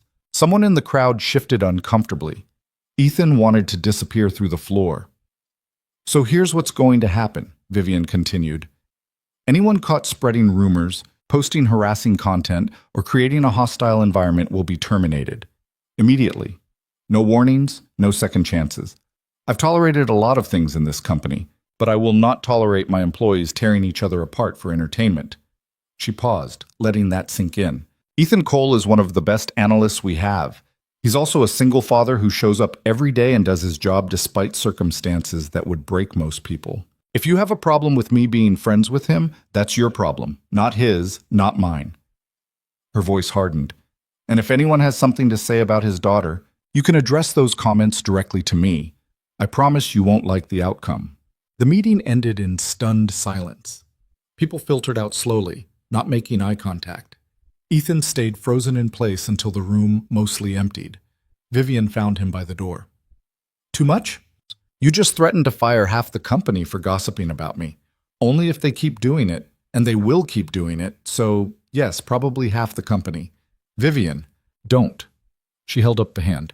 I should have done this weeks ago. I let people treat you poorly because I was treating you poorly. That ends now. You're making this a bigger thing than it needs to be. No, I'm making it exactly the thing it needs to be. People respect power. They respect consequences. Vivian's expression softened slightly. And I respect you. So they're going to respect you too, or they can work somewhere else. Ethan didn't know what to say to that. Vivian seemed to take his silence as agreement and walked away, leaving him standing there feeling like the world had tilted sideways. Wednesday evening, Vivian picked them up at 6. She'd insisted on driving. It's raining and you two are not taking the bus, and showed up in a black sedan that probably cost more than Ethan's annual salary. Lily climbed into the back seat, utterly fascinated. This car is fancier than our apartment. Lily, Ethan warned. It's true, though. Vivian laughed. It's definitely fancier than my first 3 apartments combined. They went to a small Italian restaurant in Capitol Hill, the kind of place with red checkered tablecloths and candles and wine bottles. Vivian had called ahead, so we don't end up on someone's Instagram, and they were seated in a quiet corner booth. Lily ordered spaghetti and proceeded to tell Vivian everything she'd learned about octopuses that week. Apparently they could solve puzzles, squeeze through tiny spaces, and some species were venomous. They're basically underwater serial killers, Lily concluded cheerfully. That's a concerning takeaway, Ethan said, but accurate. Vivian was smiling, genuinely smiling, in a way Ethan had never seen at the office. Nature is terrifying when you actually look at it. Oh, exactly, Lily beamed at finding a kindred spirit. Everyone thinks the ocean is pretty, but it's actually full of things that want to eat you. I feel that way about board meetings. Lily giggled. The sound made something warm unfurl in Ethan's chest. This was good. This felt right in a way he couldn't quite explain. Halfway through dinner, Lily excused herself to the bathroom. The moment she was out of earshot, Vivian's expression shifted. I need to tell you something, she said quietly. The board is planning something. I don't know what yet, but I've heard whispers. They're looking for ammunition. Against you? Against both of us. They think you're a liability, or I'm a liability because of you. The logic isn't entirely clear. Vivian pushed food around her plate. I have people investigating, but it's making me nervous. Should I be worried? I don't know. Maybe.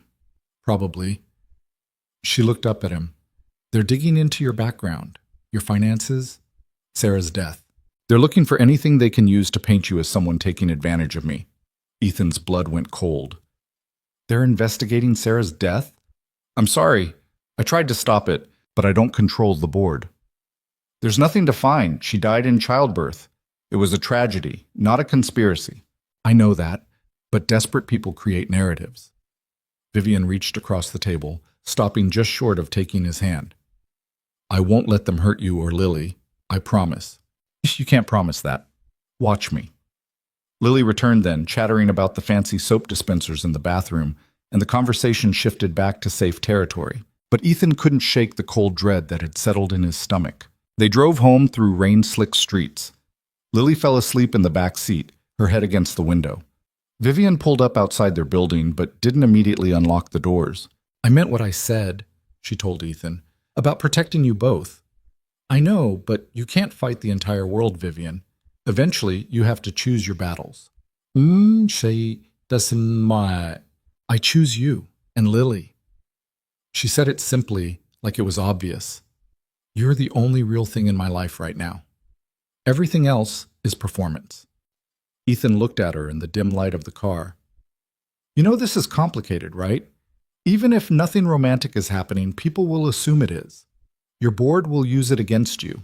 My colleagues already are. Let them. You say that now, Ethan. Vivian turned to face him fully. I have spent my entire life being what other people needed me to be. Cold, ruthless, efficient, and it made me successful and miserable in equal measure. For once, I want to be someone's friend just because I like them. Is that really so impossible? No, Ethan said softly. It's not impossible. It's just scary. Everything good is scary. They sat there for a moment, rain drumming on the roof. In the back seat, Lily snored softly. I should get her upstairs, Ethan said finally. Yeah, of course. Vivian unlocked the doors. Same time next week? Same time next week. Ethan carried Lily upstairs. She'd gotten too big for this, but was still small enough that he could manage. He tucked her into bed fully clothed, too tired to fight with pajamas. She'd survive one night sleeping in her clothes. His phone buzzed as he was brushing his teeth. Unknown number. He almost ignored it, then something made him check. The message was a photo. Ethan and Vivian in the car, taken through the rain-streaked window. The angle suggested someone had been waiting outside his building. Below the photo, how much is she paying you to play house? Ethan's hands started shaking. Someone was following them, watching them, documenting their friendship like it was evidence of a crime. He immediately called Vivian. She answered on the first ring. Someone photographed us, he said without preamble. Outside my building. They sent it to me. Silence. Then, forward it to me. Now. Vivian, forward it. I'm calling my head of security. This is escalating. This has been escalated. They're targeting you specifically because they think you're my weakness. Her voice was tight with controlled fury. Send me the photo. I'm handling this. Ethan sent it, then sat on his bed with his head in his hands. This was spiraling. A month ago, his biggest problem was impossible deadlines. Now he had anonymous harassers photographing him outside his home. His phone rang. Vivian again. My security team is on it, she said. They'll trace the number. And I'm getting you a security detail. Absolutely not. Ethan, no. I'm not having armed guards follow me and Lily around Seattle. That's insane. Someone is stalking you. Someone sent one creepy text that's not the same as stalking. It's not just the text. Vivian's voice dropped. I got one too, 3 days ago. Different number, same threatening tone. I didn't tell you because I didn't want you to worry. Ethan's stomach lurched. What did it say? That I was being investigated. That my relationship with you was going to destroy my company. That I should fire you before it was too late. And you didn't think to mention this? I was handling it. By keeping me in the dark? By protecting you. Vivian's composure finally cracked. Don't you understand? Everything in my life gets weaponized. Everyone I care about becomes a target. I was trying to keep you and Lily out of it. We're already in it. Someone photographed us tonight, Vivian. They know where I live. The line went quiet. Ethan could hear Vivian breathing, trying to calm herself. Okay, she said finally. New plan. My security team handles the investigation quietly. No detail following you around. But you install security cameras at your building entrance. And you tell me immediately if anything else happens. Deal? Deal. And Ethan, I'm sorry, I should have told you about the text. Yeah, you should have. They hung up. Ethan sat in the dark apartment, listening to Lily breathe in the next room, and tried to figure out how his life had become something that required security teams. The next 2 weeks were tense. Vivian's security team traced the photo to a burner phone purchased with cash, which meant they hit a dead end. The threatening messages stopped, but the damage was done. Ethan found himself looking over his shoulder constantly, checking to see if anyone was watching. At work, the atmosphere was toxic. People had stopped openly gossiping after Vivian's threat, but Ethan could feel the judgment. He ate lunch alone. He avoided the break room. He left exactly at 6:30 and didn't look back. Lily noticed something was wrong. She asked fewer questions about Vivian, stopped suggesting they invite her places. One night she asked, Did Miss Vivian stop being our friend? No, honey, she's still our friend. Then why don't we see her anymore? Oh, we're just taking a break, letting things calm down. That's what Marcus's parents said before they got divorced. Lily, I'm just saying, taking breaks usually means stopping forever. She wasn't wrong. Ethan and Vivian had barely spoken outside of work in 2 weeks. Their text conversations were stilted and brief. The easy comfort they'd found felt like it belonged to different people. Friday afternoon, Ethan was packing up his desk when his phone rang. Vivian's assistant. Mr. Cole, Ms. Sinclair needs to see you. It's urgent. Ethan's stomach dropped. He took the elevator up, prepared for bad news. Vivian's office was dark except for the city lights through the windows. She stood at the glass, silhouetted, her shoulders tense. They found something, she said without turning around. The board's investigation. They found something they're planning to use against you. What? There's nothing to find. They're claiming you have a financial motive, that Sarah's death left you with substantial medical debt, that you're drowning financially and I'm bailing you out. Vivian finally turned. They have evidence of money transfers from my personal account to yours. What transfers? You've never given me money. Look, I know that, you know that, but someone fabricated records. Very good fabrications. Vivian's expression was harder than he'd ever seen it. They're presenting it to the board Monday morning. If I can't prove it's fake by then, they're forcing me to fire you, or they'll remove me as CEO and fire you anyway. Ethan felt the walls closing in. This is insane. Walls. Why would they go to this much trouble? Boki. Because they want me gone and they've decided you're the leverage. Vivian moved to her desk, pulling up documents on her computer. The good news is my forensic accountant thinks he can prove the records are fabricated. The bad news is he needs time we don't have. So what do? We fight, or... Vivian hesitated. Or you resign voluntarily, citing personal reasons. That removes their ammunition. You want me to quit? I want you safe, and employed somewhere else where no one is trying to destroy your life. Ethan stared at her. After everything, the friendship, the support, the promises to protect each other, she was asking him to walk away. If I leave, they win, he said slowly. If you stay, they destroy you, and probably Lily in the crossfire. So I'm supposed to just run? You're supposed to survive. Vivian's voice cracked. I can't protect you from this, Ethan. I thought I could, but I was wrong. These people are more ruthless than I anticipated. Then we're both in trouble, because I'm not running. Don't be stupid. I'm not being stupid. I'm refusing to let corporate politics force me out of a job I earned. A job I'm good at. Ethan stepped closer. You told me you were done living by other people's rules. Apparently that only applies when it's convenient. That's not fair. None of this is fair. But if I leave now, what message does that send? That they were right? That I was using you? He shook his head. No. We fight this together or we both lose. Vivian looked at him for a long moment, something shifting in her expression. You're sure? I'm terrified, but I'm sure. Okay. She straightened her shoulders, the warrior returning. You or... She stopped. Then we fight. They spent the weekend building their defense. Vivian's forensic accountant worked around the clock, tracing the fake transfers back to their source. By Sunday evening, they had a trail leading to Derek Chambers, the same analyst who'd posted the original photo. He's working with someone on the board, Vivian said, staring at the evidence spread across her dining room table.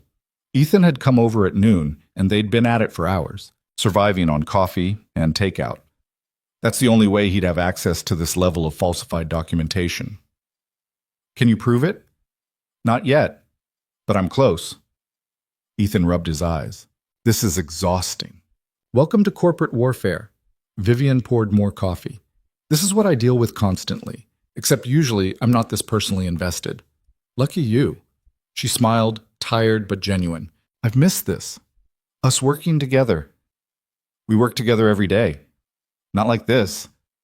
This feels like partnership. Vivian sat back studying him. I meant what I said before, about you and Lily being the only real thing in my life. I know. Wow. Do you? Because I feel like I keep pushing you away trying to protect you, and that's probably hurting you more than helping. Ethan thought about Lily asking if Vivian had stopped being their friend, about the distance that had crept between them over the last 2 weeks. It did hurt, he admitted. But I understand why you did it. Doesn't make it right. No, but we're both still learning how to do this. They worked until midnight, finally assembling a case strong enough to present Monday morning. Ethan called Mrs. Chen to check on Lily. She'd offered to keep her overnight when she heard about the crisis, and confirmed everything was fine. Your girl is worried about you, Mrs. Chen said. She asks every hour if you're okay. Tell her I'm fine. Tell her I'll see her tomorrow. When he hung up, Vivian was watching him. She's scared. She's always scared when I work late.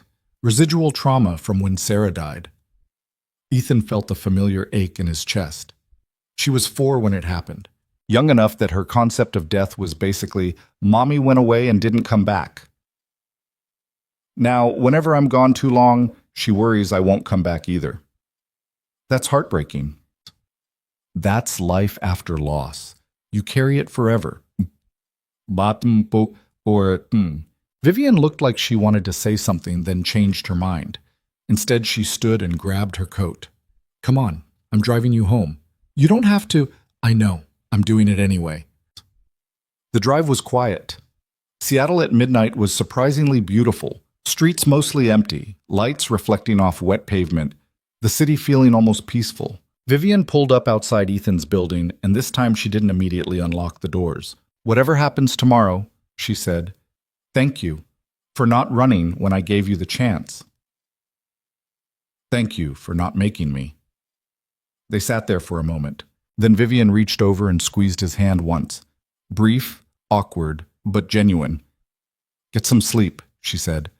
Tomorrow's going to be brutal. She was right. Monday morning felt like walking to an execution. The board meeting was scheduled for 10 a.m. Ethan arrived at 9, met Vivian in her office, and they reviewed their evidence one final time. Ready? She asked. Absolutely not. Good. Me neither.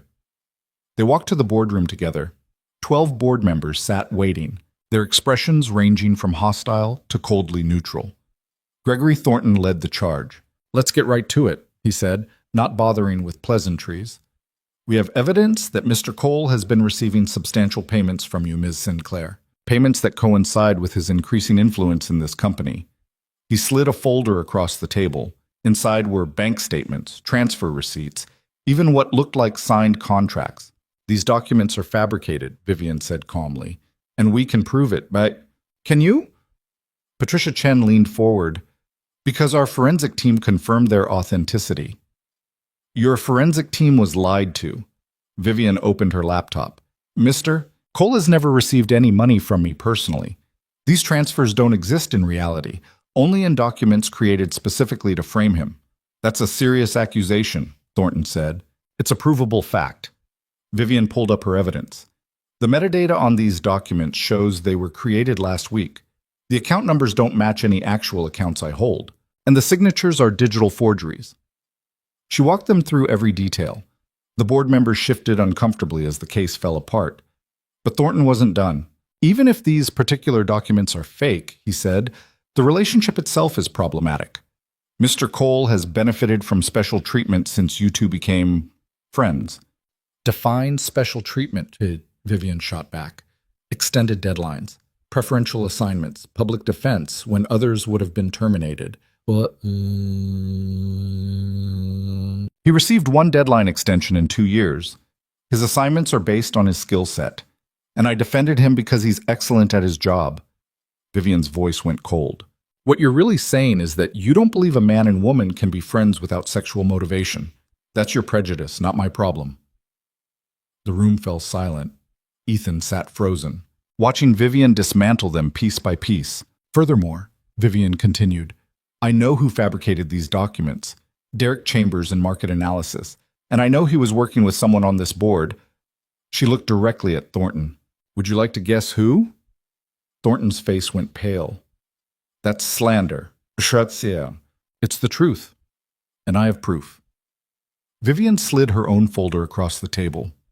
Email communications between you and Chambers, payment records from your personal account to his. You orchestrated this entire scheme to discredit me through Ethan.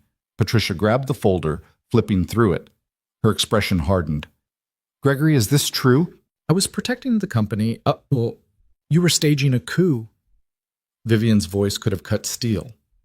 You wanted me gone so badly you were willing to destroy an innocent man's life and career. Congratulations. You've just destroyed your own instead. The meeting erupted, board members arguing, Thornton trying to defend himself, Patricia calling for an immediate vote on his removal. Ethan sat there watching his life nearly end and then get saved in the span of 30 minutes. Finally, Patricia called for order. Mr. Thornton, you're removed from this board effective immediately. Mr. Chambers will be terminated and potentially prosecuted. And Miss Sinclair, you have this board's full support moving forward. It was over. They stumbled out of the boardroom an hour later, both as exhausted and shell-shocked. Vivian's office felt like sanctuary. We won, she said, like she couldn't believe it. You won. I just sat there. You stayed. That was the brave part. Ethan's phone buzzed. Mrs. Chen. Lily wants to know if everything's okay. He texted back. Everything's fine. I'll pick her up soon. Go get your daughter, Vivian said. Take the rest of the day. You've earned it. What about you? I have to deal with the aftermath. Fire some people. Reassure others. Probably drink an entire bottle of wine later. She managed a tired smile. But we're okay now. All of us. Ethan stood to leave, then stopped. Vivian, thank you for fighting for me. Thank you for being worth fighting for. He went home and picked up Lily, who threw herself into his arms with such force it nearly knocked him over. You're okay, she said into his shoulder. You came back. I'll always come back, Lil. Always.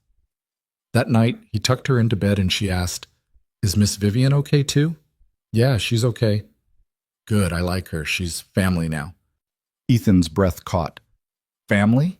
The family you choose, not the family you're born with. Lily yawned. Mrs. Chen told me about chosen family. It's the people who stay even when things are hard. Out of the mouths of 8-year-olds. Ethan's phone buzzed as he closed Lily's door. Vivian. Dinner this weekend? The three of us? I think we've earned it. He smiled and typed back. Yeah, we definitely have. Saturday came with unexpected sunshine, rare for Seattle in December. Ethan woke to Lily jumping on his bed at 7 a.m., which was actually generous considering she'd been awake since 6, asking when they were leaving. We're not meeting her until noon, Ethan groaned, pulling a pillow over his head. Ethan. But I need to pick an outfit and do my hair and make sure Steve looks good. The cactus is coming? Obviously. Miss Vivian gave him to me. He's part of the family. Ethan gave up on sleep and made pancakes while Lily changed clothes 4 times, finally settling on jeans and a sweater with a whale on it. Steve the cactus got positioned carefully in a small tote bag with tissue paper padding. This is ridiculous, Ethan told the cactus. You know that, right? Steve, being a cactus, did not respond. Vivian picked them up at 11:30, earlier than planned. She looked different, relaxed almost. Dark jeans, a soft gray sweater, her hair in a loose ponytail instead of the severe bun. No makeup except maybe some lipstick. She looked younger, approachable. You brought Steve, Vivian said, noticing the cactus poking out of Lily's bag. He wanted to come. He gets lonely if we leave him home too long. Of course, we can't have a lonely cactus. They drove north, out of the city. Lily chatted from the back seat while Ethan watched the landscape change from urban to suburban to almost rural. Trees appeared, then more trees. Then they were driving through what looked like actual forest. Where are we going? Ethan finally asked. Somewhere I haven't been in years. Vivian's expression was unreadable. I thought it was time. 20 minutes later, they pulled up to a small house on the edge of a lake.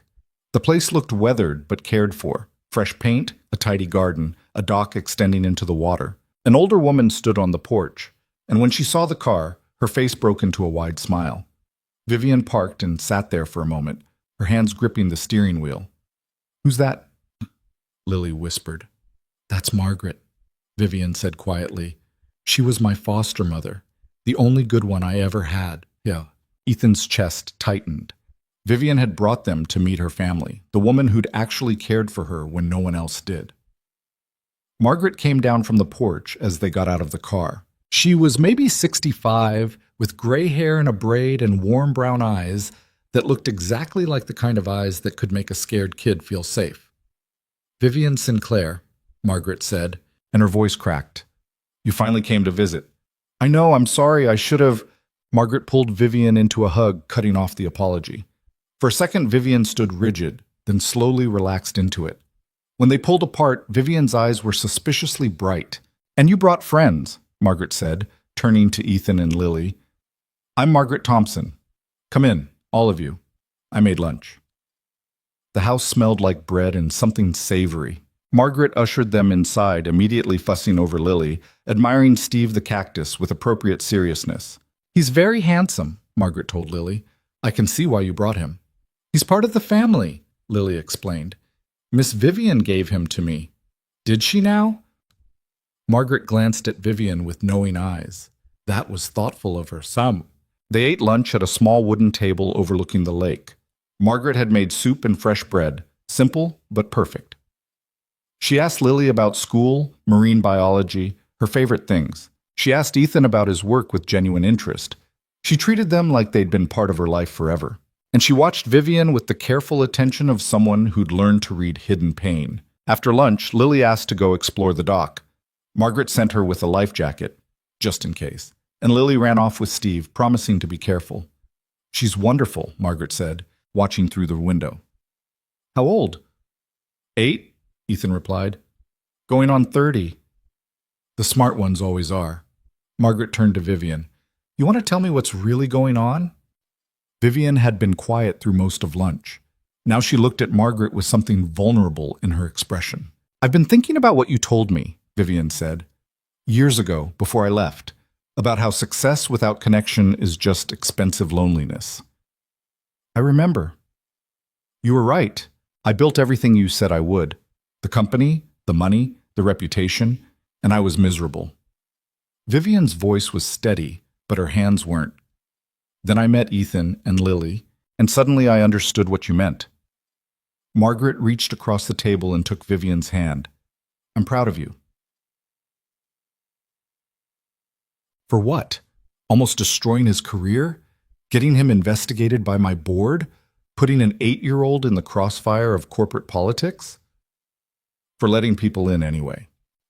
Margaret squeezed her hand. That was always your biggest fear. Not failure, not poverty, but letting someone matter and then losing them. Ethan felt like he was intruding on something private. He started to stand to give them space, but Margaret waved him back down. Stay. You're part of this now, whether you like it or not. She looked at him with those warm, knowing eyes. She's told you about her childhood? Some of it, Ethan said carefully. Then you know she learned early that caring about people meant getting hurt. I had her for 3 years, aged 12 to 15, and she never fully let me in. Always kept one foot out the door, expecting me to send her away. Margaret's voice was gentle but sad. When she aged out of the system, she vanished, built her empire and cut ties with everyone who might remind her she was human. I didn't cut ties, Vivian protested weakly. I just got busy. You disappeared for 8 years. That's not busy. That's hiding. Vivian looked down at the table. I was afraid if I came back, you'd see what I'd become. How cold I was. How ruthless. And what did you think I'd do? Judge you? I raised enough foster kids to know that survival takes different forms. Margaret turned to Ethan. Has she told you why she's really so scared? Margaret, Vivian's voice held a warning. He should know. If you're letting him and that beautiful child into your life, he deserves to know. Vivian was quiet for a long moment. Outside, Lily's laughter carried across the water. Finally, Vivian spoke. I had a sister, she said quietly. Half-sister, technically. Same father, different mother. Her name was Emma. She was 6 years younger than me. Ethan went very still. Vivian had never mentioned a sister. We were in the same foster home for 2 years. The bad one, before Margaret. Emma was 4. I was 10. Vivian's voice was flat, emotionless in the way people get when they're talking about something that still hurts. I promised I'd protect her. Promised we'd stay together no matter what. What happened? Ethan asked softly. I got moved to a different home. They said Emma was too young, needed a family that wanted to adopt young kids. They split us up. Vivian's hands clenched into fists. I never saw her again.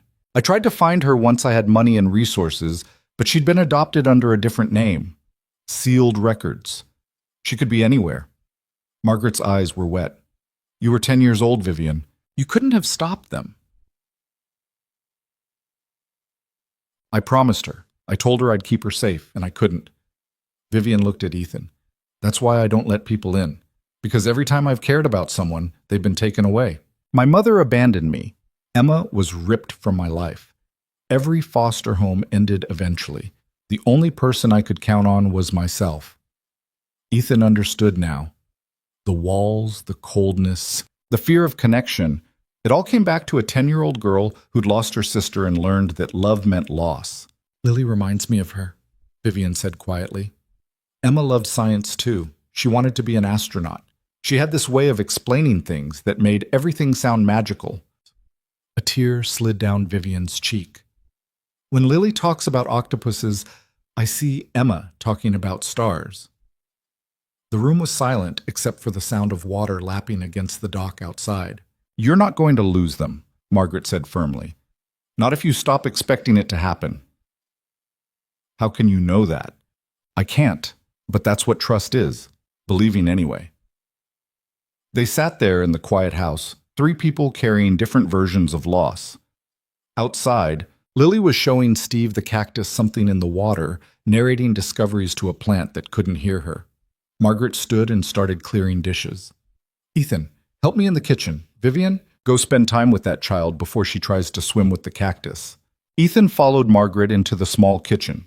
She handed him a dish towel without asking, comfortable with the silence. They washed and dried in a rhythm that felt oddly familiar. She's in love with you, Margaret said conversationally. Ethan nearly dropped the plate he was holding. What? Vivian, she's in love with you. She doesn't know it yet, but she is. We're friends, that's all. Right now, maybe, but love doesn't always announce itself with trumpets. Margaret scrubbed a pot with more force than necessary. I've known that girl for 20 years. I've never seen her look at anyone the way she looks at you and Lily. Like you're both precious and terrifying in equal measure. You're reading too much into this. Am I? Margaret handed him the pot. She brought you here. To meet me. She's never brought anyone here. Not business partners, not friends, certainly not whatever other relationships she's had over the years. Just you and your daughter. Ethan didn't have a response to that. He dried the pot carefully, buying time. I'm not saying you have to do anything with that information, Margaret continued. I'm just saying pay attention, because Vivian doesn't know how to ask for what she needs. She only knows how to survive. I'm not in a position to offer her anything. I'm a single father barely holding his life together. She's a billionaire CEO. Money doesn't matter when you're lonely, and she's been lonely her whole life. Margaret fixed him with a look that reminded him of Lily at her most serious. Don't let the practical stuff stop you from seeing what's real. They finished the dishes in silence. Through the window, Ethan watched Vivian sitting on the dock next to Lily, both of them watching the water. Lily was talking, always talking, and Vivian was listening with complete attention. The afternoon sun caught Vivian's hair, turned it golden. She looked peaceful in a way Ethan had never seen at work. She looked happy. His chest did something complicated. They stayed until late afternoon. Margaret fed them cookies she'd baked that morning and told stories about 12-year-old Vivian, who'd been too smart for her own good and too scared to trust anyone. She used to sneak into my room at night, Margaret said. Just stand in the doorway, checking I was still there. It took 6 months before she believed I wasn't going to disappear. I was not that pathetic, Vivian protested. You were that hurt. Different thing. When it was time to leave, Margaret pulled Vivian aside. Ethan couldn't hear what she said, but Vivian nodded and hugged her tight. Margaret said something that made Vivian laugh through tears. Come back soon, Margaret told them all. And bring that cactus. He's good people. The drive back to Seattle was quiet. Lily fell asleep almost immediately, exhausted from exploring. Ethan watched the landscape change from rural back to urban. Thank you for bringing us, he said softly. Thank you for coming. Vivian kept her eyes on the road. I wasn't sure I could face her alone. It's been too long. She's not angry. She's just happy you're back. I know. That's what makes it worse. She should be angry. I abandoned her. You survived. That's not abandonment. Vivian glanced at him, something unreadable in her expression. You're very good at that. At what? Reframing people's worst moments as something forgivable. Maybe I'm just good at recognizing survival when I see it. They drove through the city as dusk settled, streetlights flickering on, Seattle transforming into its evening self. Vivian pulled up outside Ethan's building but didn't unlock the doors immediately. Can I ask you something? She said. Yeah. Do you ever regret it? Meeting me? Do you? Getting dragged into all this corporate drama? Ethan thought about the last 2 months. The stress, the investigations, the threatened career, the anonymous messages. Then he thought about Lily calling Vivian family, about Vivian slowly becoming more human, more real, about not feeling quite so alone in the world. No, he said honestly, I don't regret it.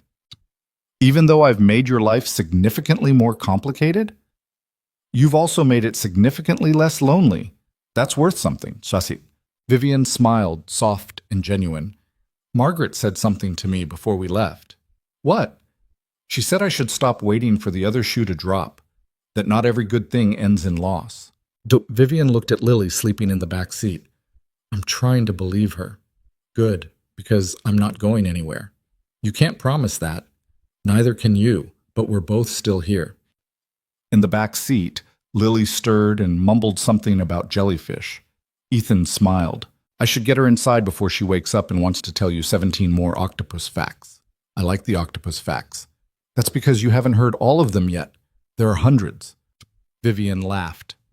Ethan grabbed Lily carefully, cradling her against his shoulder. She was getting too big for this, but he wasn't ready to stop carrying her yet. Same time next week? Vivian asked. Same time next week. The next few weeks settled into a new rhythm.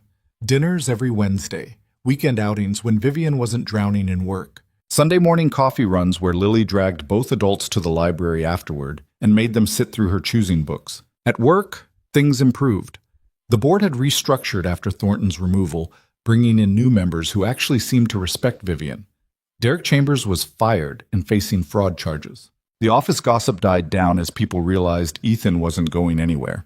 He got a promotion, senior lead analyst, with a salary increase that meant he could finally afford to move to a slightly larger apartment. "You earned this," Vivian told him when she presented the promotion letter. "This has nothing to do with our friendship. Your work is exceptional. People will say otherwise. Let them.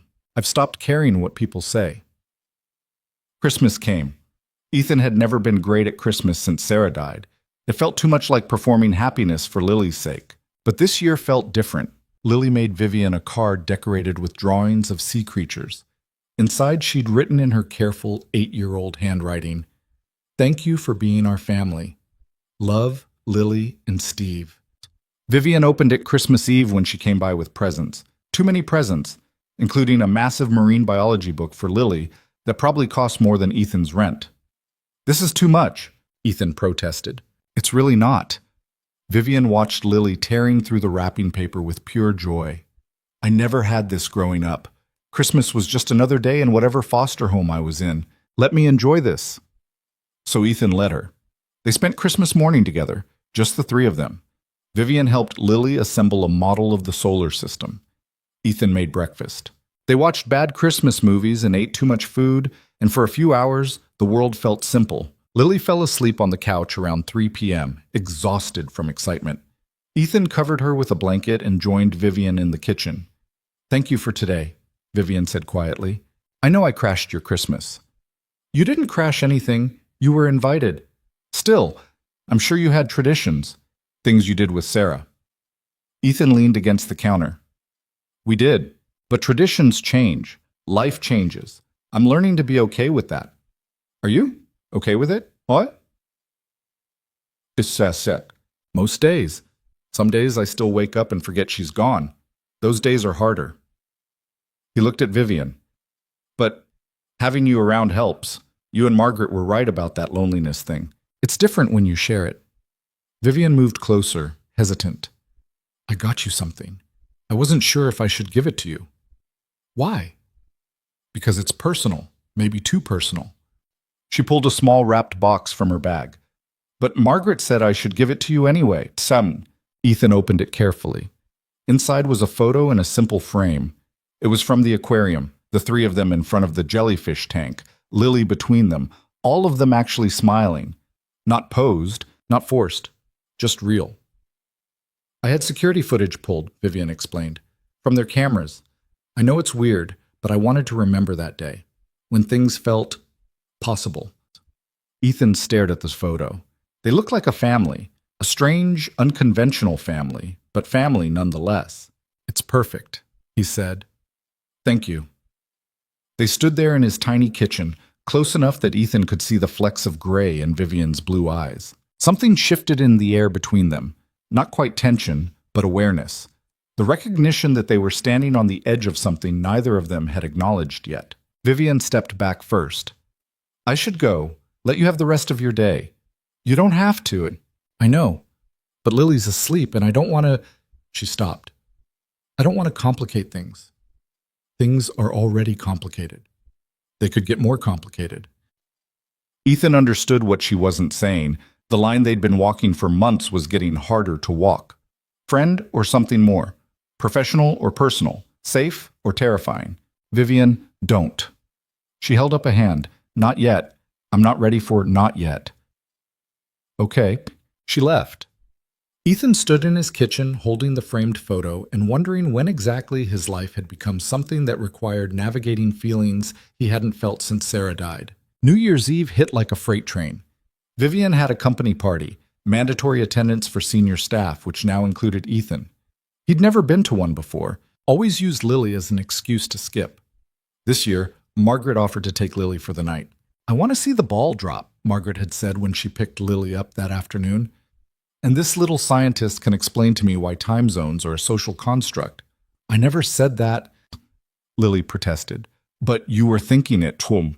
So Ethan found himself in a tailored suit he'd bought specifically for this occasion, standing in a downtown hotel ballroom filled with people who probably earned triple his salary. Vivian was across the room holding court with investors and board members, looking stunning in a black dress that probably cost more than his car used to. She caught his eye and smiled. Just a small one, but it felt like a lifeline. That's the look of a man in trouble, Marcus said, appearing at Ethan's elbow with 2 glasses of champagne. Take it from someone who's been there. I'm not in trouble, I'm just tired. You're staring at our CEO like she hung the moon. That's not tired, that's something else. Ethan took the champagne. We're friends. Right, and I'm dating Jennifer Lawrence. Come on, man. Everyone can see it. See what? The way you look at each other. The way she lights up when you walk in a room. The way you defend her like she's worth going to war for. Marcus shrugged. You're not fooling anyone except maybe yourselves.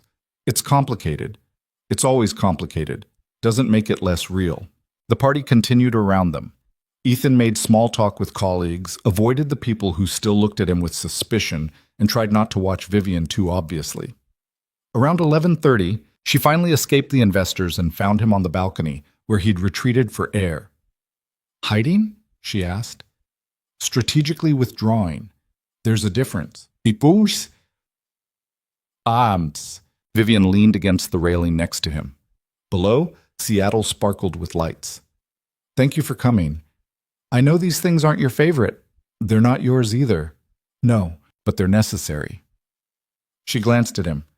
You look good in a suit. I should make you wear one more often. Please don't. I can't breathe in this thing. She laughed. They stood in comfortable silence, watching the city. Inside, someone announced 15 minutes until midnight.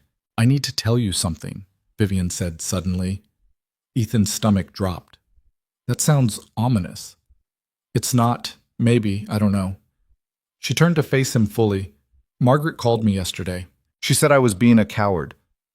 About what? About you? About us? About the fact that I'm... Vivian stopped, took a breath. I care about you more than I should. More than is probably smart. And it terrifies me because everyone I've ever cared about has left or been taken away. Ethan's heart was pounding so hard he thought it might break through his ribs. Vivian, let me finish. Please. Her voice shook slightly. I don't know what this is between us. I don't know if it's friendship or something more, or just 2 lonely people finding comfort in each other. But I know that when I'm with you and Lily, I feel like a real person, not a CEO, not a billionaire, just Vivian. That's who I see, Ethan said quietly. Just Vivian. I'm not good at this. Vulnerability, honesty about feelings, any of it. I know, but you're doing it anyway. Inside, people started counting down. 10, 9, 8. I can't promise I won't mess this up, Vivian continued. I probably will.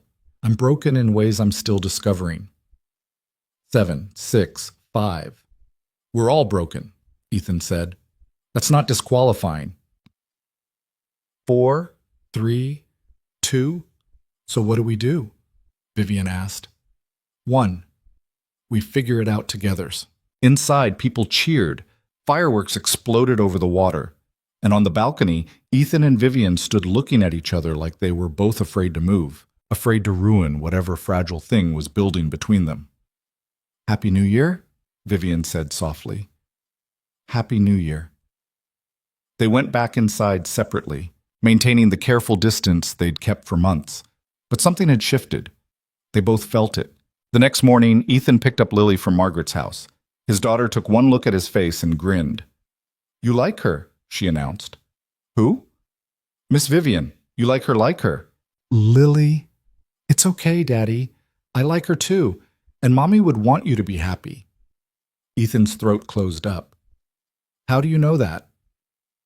Because Mommy loved you, and people who love you want you to be happy even when they can't be there anymore. Lily grabbed his hand. That's what Mrs. Chen told me. She said, Mommy is happy you're not sad all the time now. I'm not sad all the time? Not anymore. You smile more. You laugh at my jokes even when they're bad. You're not doing the face. Lily squeezed his hand. I like this version of you better. Margaret appeared in the doorway, clearly having heard everything. She gave Ethan a knowing look that said, I told you so, without saying anything at all. Monday morning, Ethan arrived at work to find a note on his desk. In Vivian's precise handwriting, Coffee? My office, when you have a minute. He went immediately. Vivian's office looked the same as always. Pristine, organized, expensive. But she looked different, less armored somehow. "Close the door," she said. Ethan closed it. "I've been thinking about what I said on New Year's Eve," Vivian began, "and what Margaret said, and what my therapist said. Yes, I started seeing a therapist. Don't look so shocked." "I'm not shocked." "You are a little bit. Anyway." Vivian stood, moved around her desk so nothing was between them. "I want to try. Whatever this is, I want to try." "Try what exactly?" "Dating, courting, whatever people call it now. I want to take you to dinner, not as your boss or your friend, but as someone who's interested in you romantically." She said it clinically, like she was presenting a business proposal. "If you're interested, which you don't have to be. I know this is complicated with work and Lily and Vivian." "Yes? I'm interested." She stopped mid-ramble. "You are?" "I've been interested for weeks. I just didn't think you were ready to hear it. I'm not sure I'm ready now, but I'm tired of being afraid." Vivian stepped closer. "So, dinner? Real dinner? As a date?" "As a date," Ethan confirmed. They stood there grinning at each other like idiots until Vivian's assistant knocked on the door with a reminder about her 9 a.m. call. Reality returned. They both stepped back, professional distance reasserting itself. "Saturday?" Vivian asked. "I'll pick you and Lily up. We can tell her together." "You want to tell her we're dating? She deserves to know. And honestly, she probably already does." Ethan laughed because that was absolutely true. Saturday came. They went to dinner at a quiet restaurant. Lily had dressed up without being asked, which confirmed she'd figured everything out already. Halfway through appetizers, Vivian cleared her throat. "Lily, your dad and I want to talk to you about something." "You're dating," Lily said immediately. "I know. I'm not dumb." Ethan and Vivian exchanged glances. "How did you know?" Ethan asked. "Because you look at each other the way people in movies look at each other before they kiss. It's super obvious." Lily speared a piece of calamari. "Are you going to get married?" "We literally just started dating," Vivian said, slightly panicked. "That's not a no." "Lily," Ethan warned, "I'm just saying, if you're going to date, you should know my requirements." Lily ticked them off on her fingers. 1. Miss Vivian has to keep coming to my school stuff. 2. We still do family dinners every week. 3. If you get married, I get to be in the wedding. 4. Steve gets his own room. "The cactus does not need his own room," Ethan said. "He's a growing boy. He needs space." Vivian was laughing, actually laughing, and Ethan fell a little bit more in love with both of them in that moment. His daughter who'd survived her mother's death and was brave enough to build a new family, and Vivian who'd survived a childhood of abandonment and was brave enough to try again. "I think we can work with those requirements," Vivian said seriously. "Except maybe the Steve thing. That's negotiable." "Everything's negotiable," Lily agreed, like she was running a business deal. They finished dinner, went for ice cream despite the January cold, and drove home through the city that had witnessed their entire strange journey. Ethan sat in the passenger seat while Lily chattered from the back, and Vivian drove with one hand, her other resting between the seats where Ethan could reach it if he wanted. He wanted. So he did, laced his fingers through hers, felt her grip tighten in response. "This is weird, right?" Vivian said quietly, so Lily wouldn't hear. "Dating my employee? Completely weird. Also, HR is going to have a field day. I'll handle HR." "Of course you will." They pulled up outside his building. Lily was asleep again. She had a gift for falling asleep at the exact right moments to give adults privacy. "I'm scared," Vivian admitted. "I'm really scared this is going to fall apart." "It might," Ethan said honestly. "We might mess this up spectacularly, but we might not, and I think the might not is worth the risk." Vivian looked at him in the dim light of the car, her expression open and vulnerable in a way that still surprised him every time. "Thank you," she said. "For what?" "For seeing me, the real me, and not running away." "Thank you for the same thing." They sat there for a moment longer. Then Ethan got out, carefully extracted Lily from the back seat, and carried his sleeping daughter upstairs. He was tucking her into bed when she stirred. Daddy? Yeah, Lil? I'm happy. Are you happy? Ethan thought about the question. 4 years ago, he didn't think he'd ever be happy again. Thought happiness died with Sarah. But here he was, Learning that you could lose something irreplaceable and still find something new worth holding on to. Yeah, kiddo, I'm happy. Good, Lily yawned. Tell Miss Vivian I said good night. I will. She fell back asleep. Ethan sent Vivian a text. Lily says good night. Also, I'm happy. So the response came immediately. I'm happy too, that's new for me. Good new or scary new? Both, mostly good. Ethan smiled and set his phone down. Outside his window, Seattle glittered in the dark. Somewhere in that city, Vivian was probably still awake, probably working, definitely overthinking everything. But they were trying, both of them. And for now, that was enough. 3 months into dating Vivian Sinclair, Ethan learned that happiness didn't erase fear. It just made the fear feel more urgent. February brought cold rain and a strange new rhythm to their lives. Vivian stayed over some nights, sleeping on the couch because Lily was still adjusting to the idea of her being there in the morning. They'd wake up tangled together anyway. Ethan would find Vivian at 5 a.m. making coffee in his kitchen like she belonged there, which increasingly she did. Work became a careful dance. They maintained professionalism during office hours, but everyone knew. HR had required them to sign disclosure forms. Patricia Chen from the board had called a meeting to discuss optics and appropriate boundaries, which Vivian had handled with her usual Ice Queen efficiency. Let me be clear, Vivian had told the board. My personal life is not up for committee review. Ethan and I have disclosed our relationship as required. Beyond that, how I spend my time is my business. Patricia had actually smiled. Good. Just wanted to make sure you'd fight for it. Carry on. But maintaining two separate worlds, professional Vivian and his Vivian, was exhausting for both of them. At work, they were boss and employee. At home, they were something messier and more real. The cognitive dissonance was starting to show cracks. It all came apart on a Tuesday in March. Ethan was in a meeting when his phone rang. Lily's school. His stomach dropped. They only called for emergencies. Mr. Cole, this is Principal Morrison. Lily's fine, but we need you to come in. There's been an incident. Ethan left the meeting without explanation, grabbed his coat, and was halfway to the elevator when Vivian's assistant caught him. She wants to come with you, the assistant said quietly. She's getting her coat now. She has a board presentation in 20 minutes. She's rescheduling it.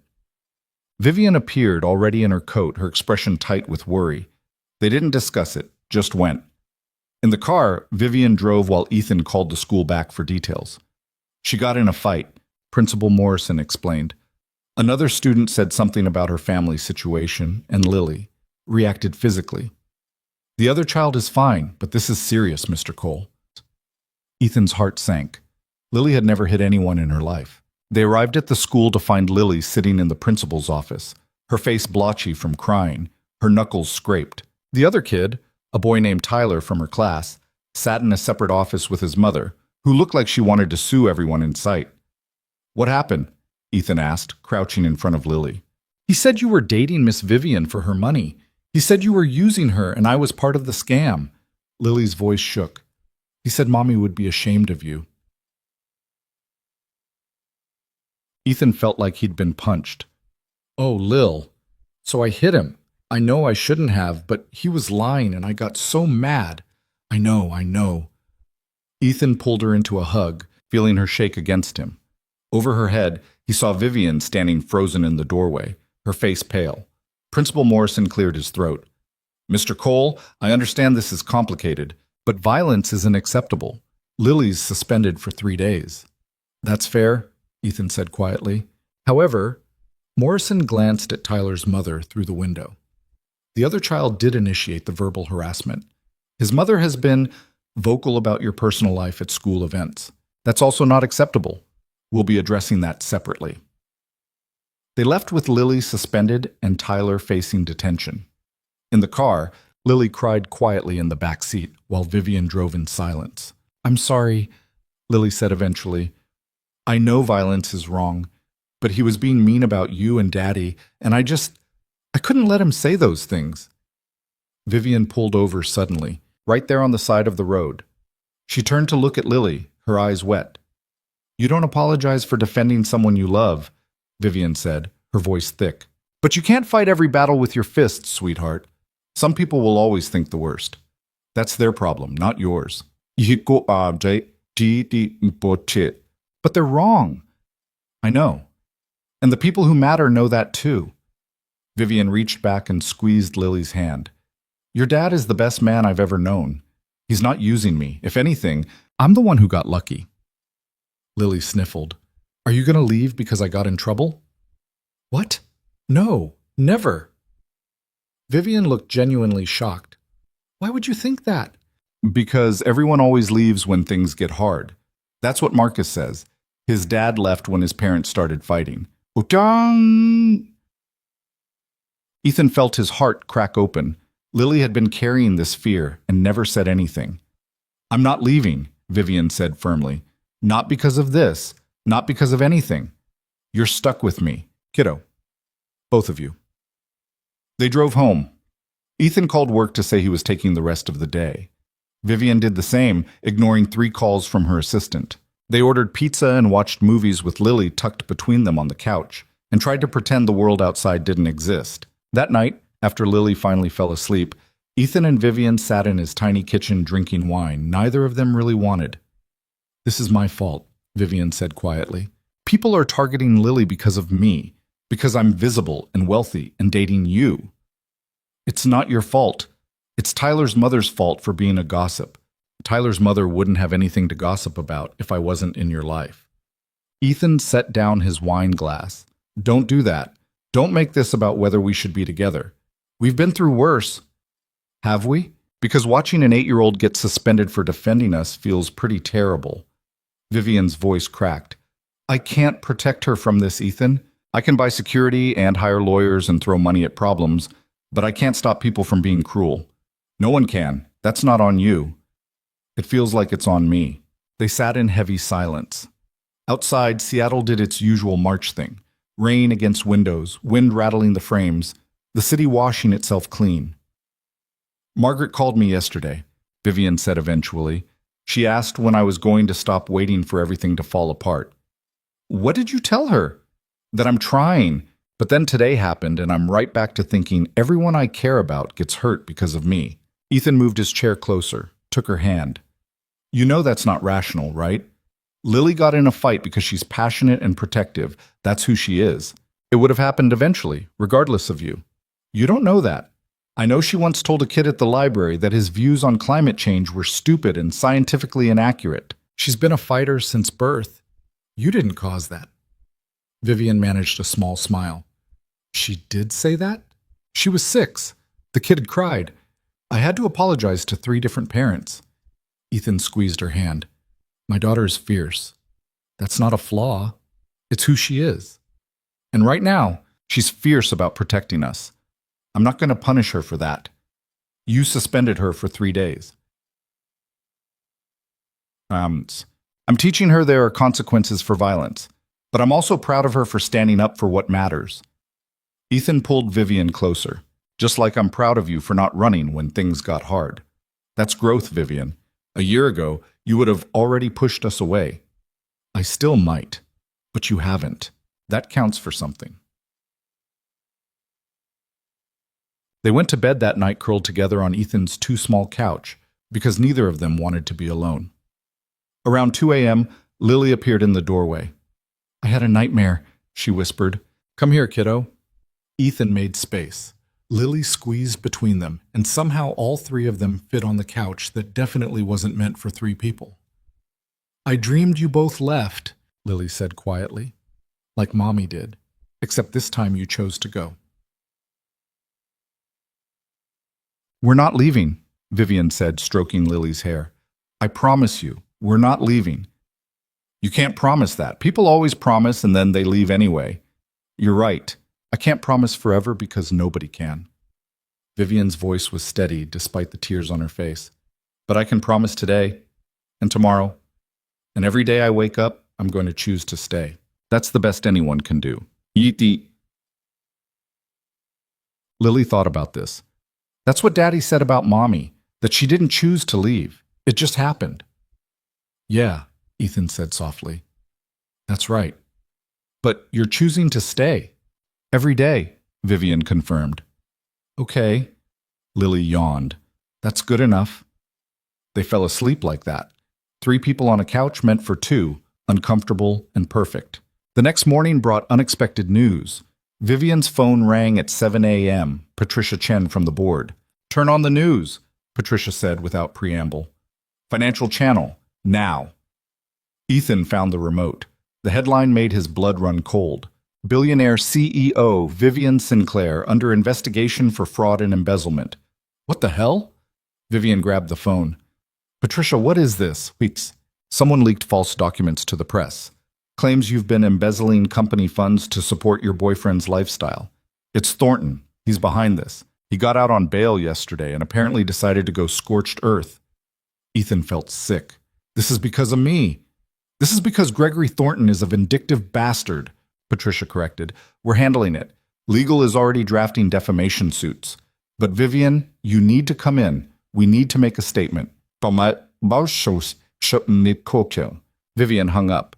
For a moment, she just stood there, staring at the TV where they were showing photos of her and Ethan together, dissecting their relationship, speculating about financial impropriety. I have to fix this, she said. How? I don't know, but I will. Vivian grabbed her bag. Stay here with Lily. Don't answer the door. Don't talk to reporters if they show up. Vivian, I mean it, Ethan. This is my mess. Let me clean it up. She left. Ethan stood in his apartment with his suspended daughter and watched his girlfriend's reputation get destroyed on national television. Lily appeared beside him. Is Miss Vivian in trouble? Yeah, Lil, she's in trouble. Because of us? Ethan wanted to lie, but he'd promised himself years ago he'd always be honest with Lily. Partially, but mostly because some very bad people want to hurt her. That's not fair. No, it's not. Lily watched the screen for a moment. We should help her. I don't know how. Then we figure it out. That's what families do. Out of the mouths of 8-year-olds, Ethan thought for the 100th time. Always the clearest wisdom in the simplest words. He called Marcus. I need a favor. Name it. Get me every analyst at the company on a call. Everyone Vivian has worked with in the last 5 years. Can you do that? Why? Because we're going to prove she's not a fraud, and we're going to do it publicly. Marcus was quiet for a second. You're going to war for her. She went to war for me. My turn. 3 hours later, Ethan had assembled 40 analysts, accountants, and support staff on a video call. Lily sat beside him, watching seriously. Here's what we're doing, Ethan told them. Thornton leaked false documents. We're going to create a comprehensive report showing Vivian's actual financial history with the company. Every transaction, every decision, every dollar accounted for. And we're going to present it to the press by end of business today. That's impossible, someone said. That's years of data. Then we work fast. Who's in? Every single person stayed on the call. They worked like they'd never worked before, pulling records, cross-referencing accounts, building an airtight case. Lily helped organize documents, creating a filing system that would have impressed a law firm. By 4 p.m., they had a 50-page report that proved beyond doubt that every accusation against Vivian was fabricated. Ethan called Patricia. We have evidence. Where's Vivian? In a board meeting. They're voting on whether to force her resignation. Don't let them vote yet. We're coming. He grabbed the report, grabbed Lily, and took a car to the office. They burst into the boardroom where Vivian sat surrounded by board members, looking like she'd aged 10 years in one day. What are you doing here? Vivian asked, standing up. Saving your job. Ethan slammed the report on the table. This is a complete financial audit of every transaction Vivian has made as CEO. 40 analysts and accountants spent the day compiling it. It proves every single accusation against her is false. Patricia grabbed the report, flipping through it. Her expression shifted from skeptical to impressed. This is thorough, she said. It's the truth. Ethan looked at Vivian. You've spent 5 years building this company. You've never taken a dollar that wasn't earned. You've sacrificed relationships and health, and any semblance of a personal life. And I'll be damned if I let Gregory Thornton destroy that because he's bitter about getting caught. One of the other board members, an older man named Robert, cleared his throat. Mr. Cole, this is highly irregular. Sorry. I don't care about regular. I care about what's right. Ethan turned to the full board. Vivian Sinclair is the best thing that ever happened to this company. She's brilliant and ruthless and occasionally terrifying, but she's honest. And if you force her out based on lies, you're not protecting this company. You're destroying it. Lily stepped forward, looking tiny next to all the adults in expensive suits. Miss Vivian is also really nice. She comes to my dance recitals and brings cacti and listens to me talk about jellyfish, even though I know she's busy. And my dad is right. She's not a liar. So you should keep her as your boss. The room went silent. Then Patricia started laughing, actually laughing. Well, she said, I think that settles it. All in favor of dismissing these accusations and continuing Vivian's tenure as CEO? Every hand went up except Robert's, who looked like he'd been outmaneuvered by an 8-year-old, which he had. Motion carries, meeting adjourned. The board filtered out. Ethan stood there with Lily, while Vivian remained frozen in her chair. You didn't have to do that, Vivian said finally. Yeah, I did. You've saved me multiple times. My turn. I could have handled it. I know, but you didn't have to. Ethan moved closer. That's what partnerships are. Sometimes you save each other. Vivian stood, and then she was hugging him, right there in the boardroom where anyone could see, professional distance abandoned. Lily joined the hug, squeezing both of them. Thank you, Vivian whispered. Both of you. You're welcome, but also you owe me, Lily said seriously. I skipped educational TV time for this. Vivian laughed through tears. Name your price. Aquarium trip, this weekend, with the good snacks. Deal. They left the office together. News crews were camped outside, but Patricia had already released a statement with the audit report attached. The story was already changing from billionaire CEO accused of fraud to false accusations against Sinclair thoroughly debunked. By the time they got home, Thornton had been rearrested for witness tampering and defamation. His lawyer was already negotiating a plea deal. That night, they ordered Thai food and ate it on the floor of Ethan's living room because the table was covered in the financial documents they'd printed. Steve the cactus presided over the chaos from his place on the windowsill. I'm quitting, Vivian announced suddenly. Ethan nearly choked on his pad thai. What? Not the company. I'm stepping back from CEO, making myself chair of the board instead, hiring someone else to run operations. Why? Because I'm tired. Because I want a life. Because watching you and 40 other people drop everything to save me today made me realize I've been doing this alone for too long. Vivian looked at him. I want time. Real time. With you and Lily and even Margaret. I want to go to dance recitals without checking my phone every 5 minutes. I want to be present for the life I'm building instead of sacrificing it for a job. Are you sure? Ethan asked carefully. This company is everything to you. No, it was everything. Now it's just something I'm good at. There's a difference. Vivian reached for his hand. You and Lily are everything. The company can survive without me running it day to day. I'm not sure I can survive without you. Lily looked up from her spring rolls. Does this mean you'll be around more? A lot more. Good. You still need to learn about bioluminescence. We barely scratched the surface. They spent the evening like that, talking about futures instead of just surviving presents. Vivian explained her transition plan. Ethan suggested she talk to Margaret about it first, get her perspective. Lily insisted they needed to celebrate with a trip to the Science Museum. Around 10 p.m., Lily fell asleep on the couch. Ethan carried her to bed while Vivian cleaned up the takeout containers. When he came back, Vivian was standing at the window looking out at the city. I'm scared, she admitted. I've been CEO since I was 24. I don't know who I am without that. You're Vivian, the woman who brought a cactus to a dance recital, who learned jellyfish facts to make an 8-year-old happy, who fought tooth and nail to protect someone she cares about. Ethan came to stand beside her. The CEO thing is just what you do. It's not who you are. How do you always know the right thing to say? I don't. I just try to see you clearly and tell you what I see. Vivian turned to face him. I love you. I should have said it before, but I was scared. I'm still scared, but I love you. Ethan's breath caught. I love you too. Have for a while now. Even though I'm a disaster? Especially because you're a disaster. Perfect people are boring. They kissed there by the window, gentle and unhurried. When they pulled apart, Vivian was smiling. So what happens now? She asked. Now we figure out how to build a life together, messily and imperfectly.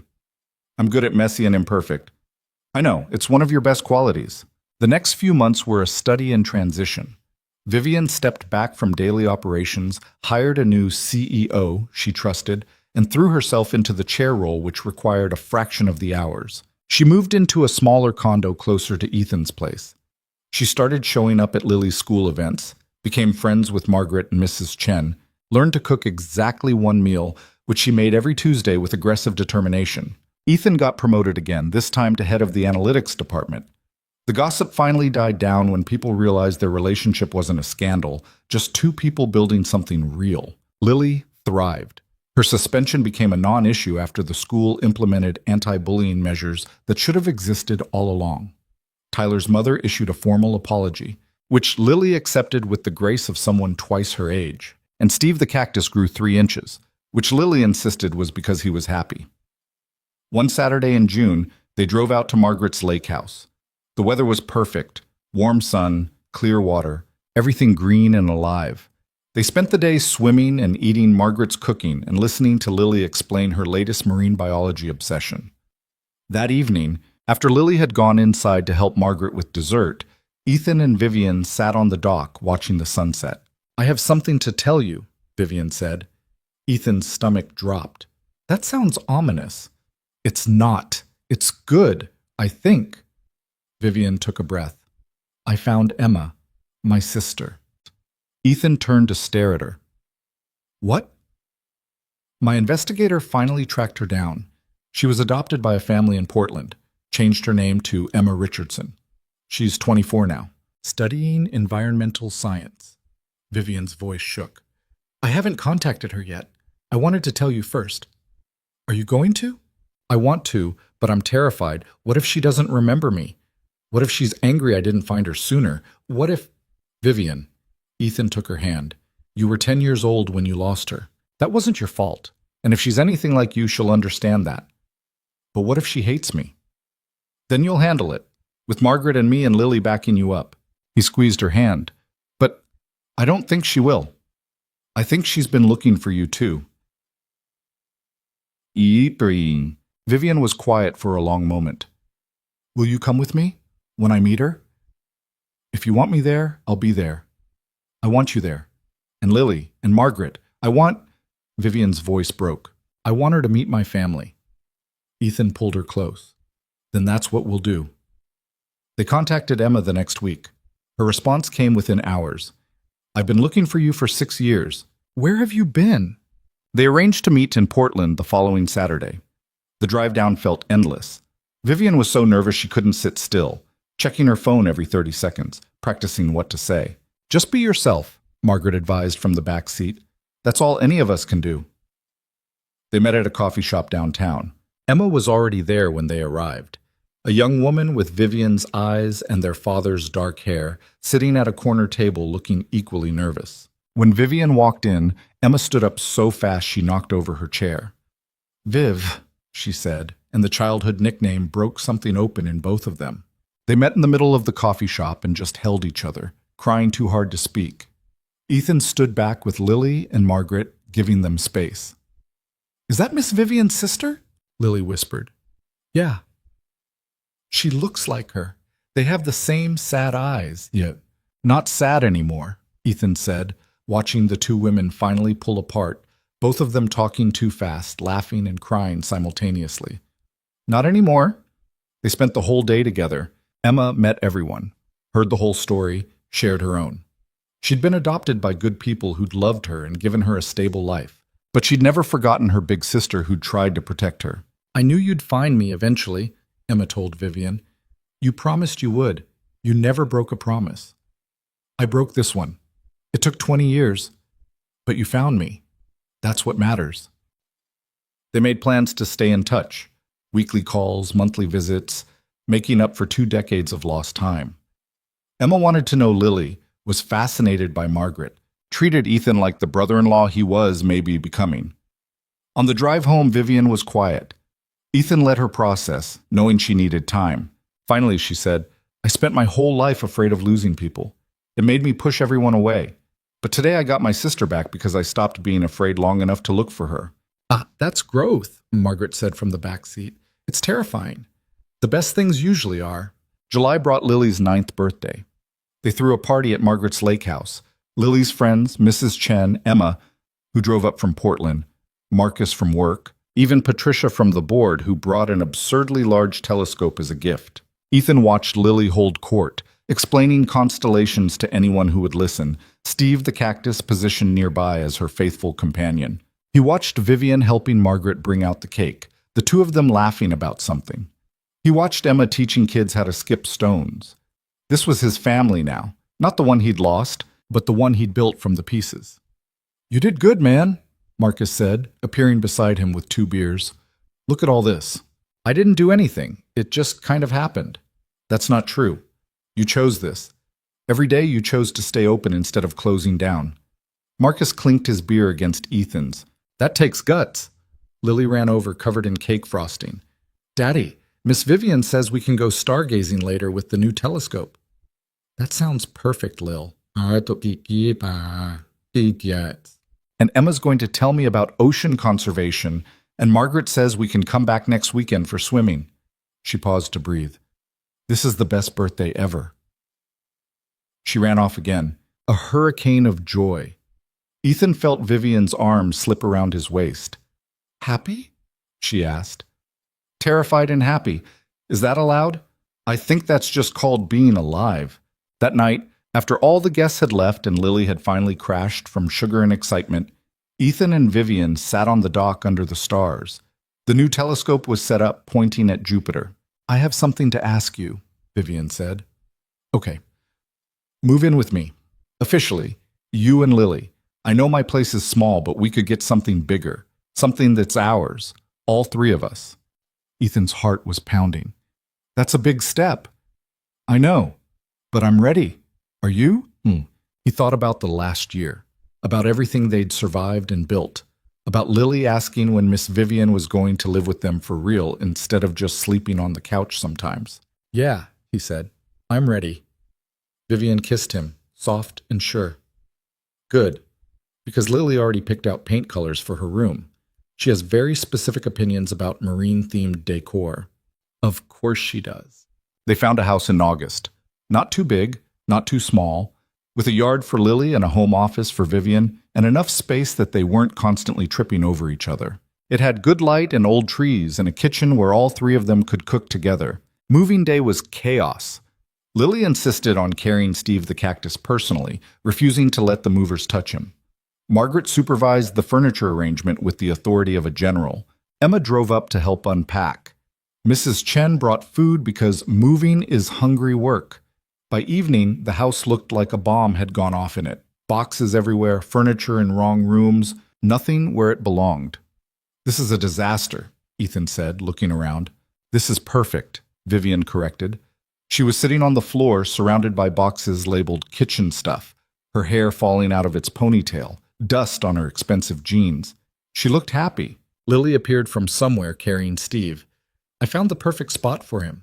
He can see the backyard and get morning sun. That sounds ideal, Vivian said seriously. Also, we need to get a dog. Absolutely not, Ethan said. We'll discuss it, Vivian said at the same time. Lily grinned, knowing she'd won. That night, they ate pizza on the floor of their new living room because the table wasn't assembled yet. They made a list of everything they needed to do. Unpack, organize, figure out the weird smell coming from the hall closet. The list was overwhelming. We'll figure it out, Vivian said. One day at a time. One day at a time, Ethan agreed. Lily fell asleep between them, full and content. They carried her to her new room, still mostly empty except for her bed and Steve on the windowsill, and tucked her in. I can't believe this is our house, Vivian whispered in the hallway. I can't believe you wanted this. A year ago, you were the Ice Queen CEO who ate underperforming analysts for breakfast. I was never that bad. You were exactly that bad. Vivian smiled. Fair, but I'm better now. You are. We all are. They spent the next hour unpacking essentials, toothbrushes, coffee maker, sheets for their bed. It was mundane and domestic and perfect. September brought new routines. Lily started 4th grade. Ethan adjusted to his new role as department head. Vivian worked from home 3 days a week, attended board meetings the other 2, and somehow found time to volunteer at Lily's school. They had family dinners every Wednesday.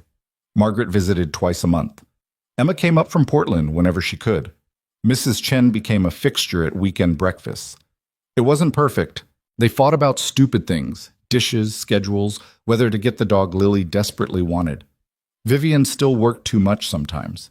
Ethan still struggled with grief on bad days. Lily had moments where she missed her mom so badly she couldn't function, but they figured it out together. One October evening, Ethan came home to find Vivian and Lily in the backyard burying something in the garden. Do I want to know? He asked. We're planting a tree, Lily explained. A memorial tree. For Mommy. Ethan's chest tightened. Yeah? Miss Vivian said we should have something growing, something alive. So Mommy's still part of our home even though she's not here. He looked at Vivian, who was covered in dirt and looking uncertain. Was that okay? She asked quietly. I should have asked first, but Lily was sad and I thought... Ethan kissed her, stopping the spiral. It's perfect. Thank you. They finished planting the tree together, a Japanese maple that would turn brilliant red every fall. Lily chose the spot, insisting it needed to see the kitchen window so Sarah could watch them cook. She loved cooking with you, Lily told Ethan. She'd want to see us now. Yeah, she would. That night, after Lily was asleep, Vivian found Ethan standing at the kitchen window looking at the tree. You okay? She asked. Yeah, just thinking. He turned to face her. Thank you for loving her, for loving the memory of her and not feeling threatened by it. She made you who you are. She gave you Lily. How could I feel threatened by that? Vivian leaned against him. She was part of your story. I'm just lucky enough to be part of the next chapter. You're more than that. You're the reason there is a next chapter. We saved each other. That's how this works. They stood there in their house, with their sleeping daughter and their memorial tree and their ridiculous cactus. It wasn't the life Ethan had imagined 4 years ago, standing in a hospital room saying goodbye to his wife. It wasn't the life Vivian had imagined a year ago, sitting alone in a bar, texting an employee she barely knew. But it was their life. Messy and imperfect and real. December brought snow, rare for Seattle. Lily was ecstatic, dragging them outside at 6 a.m. to build snowmen before school. Steve the cactus watched from his windowsill, witnessing the chaos. Christmas morning, they woke up in their own house for the first time. Lily thundered down the stairs, found presents under the tree, and declared it the best Christmas ever. Emma had driven up the night before and stayed over. Margaret arrived at 8 with breakfast. Mrs. Chen came by with cookies. Marcus and his new girlfriend stopped by in the afternoon. The house was full of people and noise and life. That evening, after everyone had left and Lily had finally crashed from excitement, Ethan and Vivian sat in the living room surrounded by wrapping paper and new toys and the comfortable destruction of a good Christmas. I have one more present, Vivian said quietly. We agreed no more presents. We went way over budget already. This one doesn't cost anything. She pulled out an envelope. Open it. Inside was a single piece of paper, an application for adoption, with Lily's name on it. I want to adopt her, Vivian said, her voice shaking. If that's okay. If you both want that. I know I can't replace Sarah, and I'm not trying to, but Lily is my daughter in every way that matters, and I want to make it official. Ethan couldn't speak.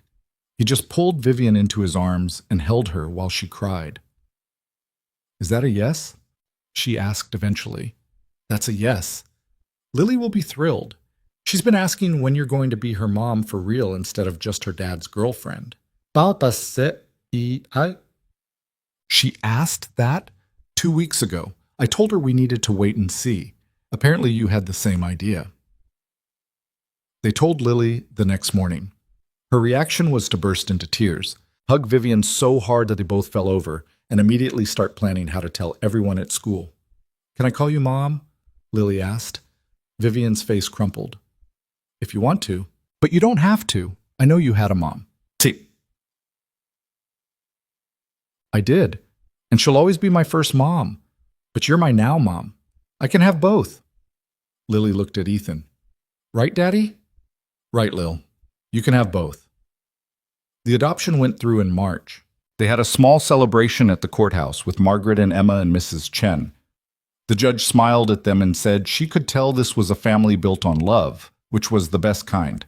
That night, they went to dinner at the same Italian restaurant where they'd first told Lily about dating. Lily ordered spaghetti again, some things never changing. "I have an announcement," Lily said with tremendous seriousness.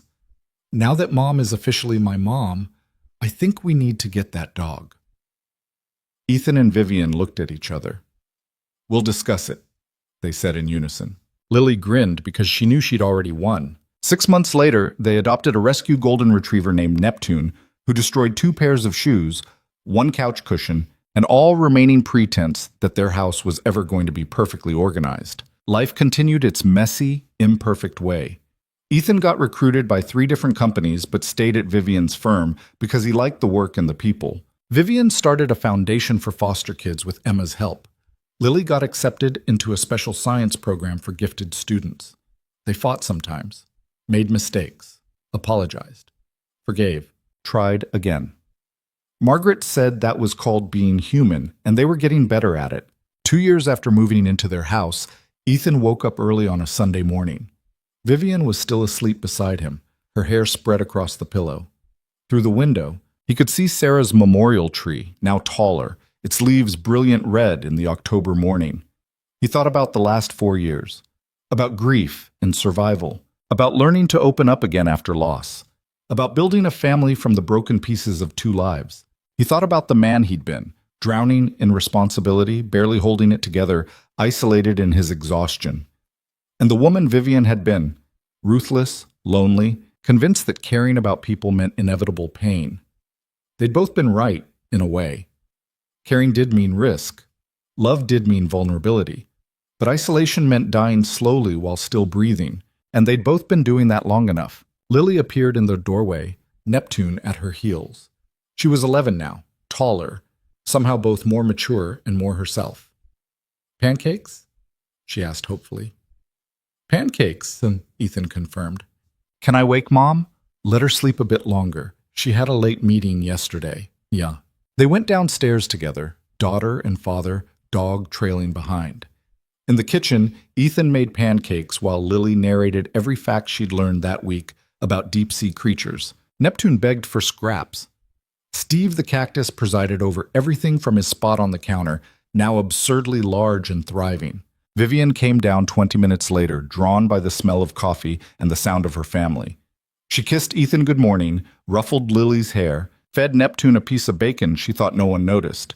They ate breakfast together in the morning light, 3 people who'd found each other when they'd all stopped looking. The conversation flowed easy and comfortable. Plans for the day, jokes about Neptune's latest destruction, Lily's upcoming science fair project.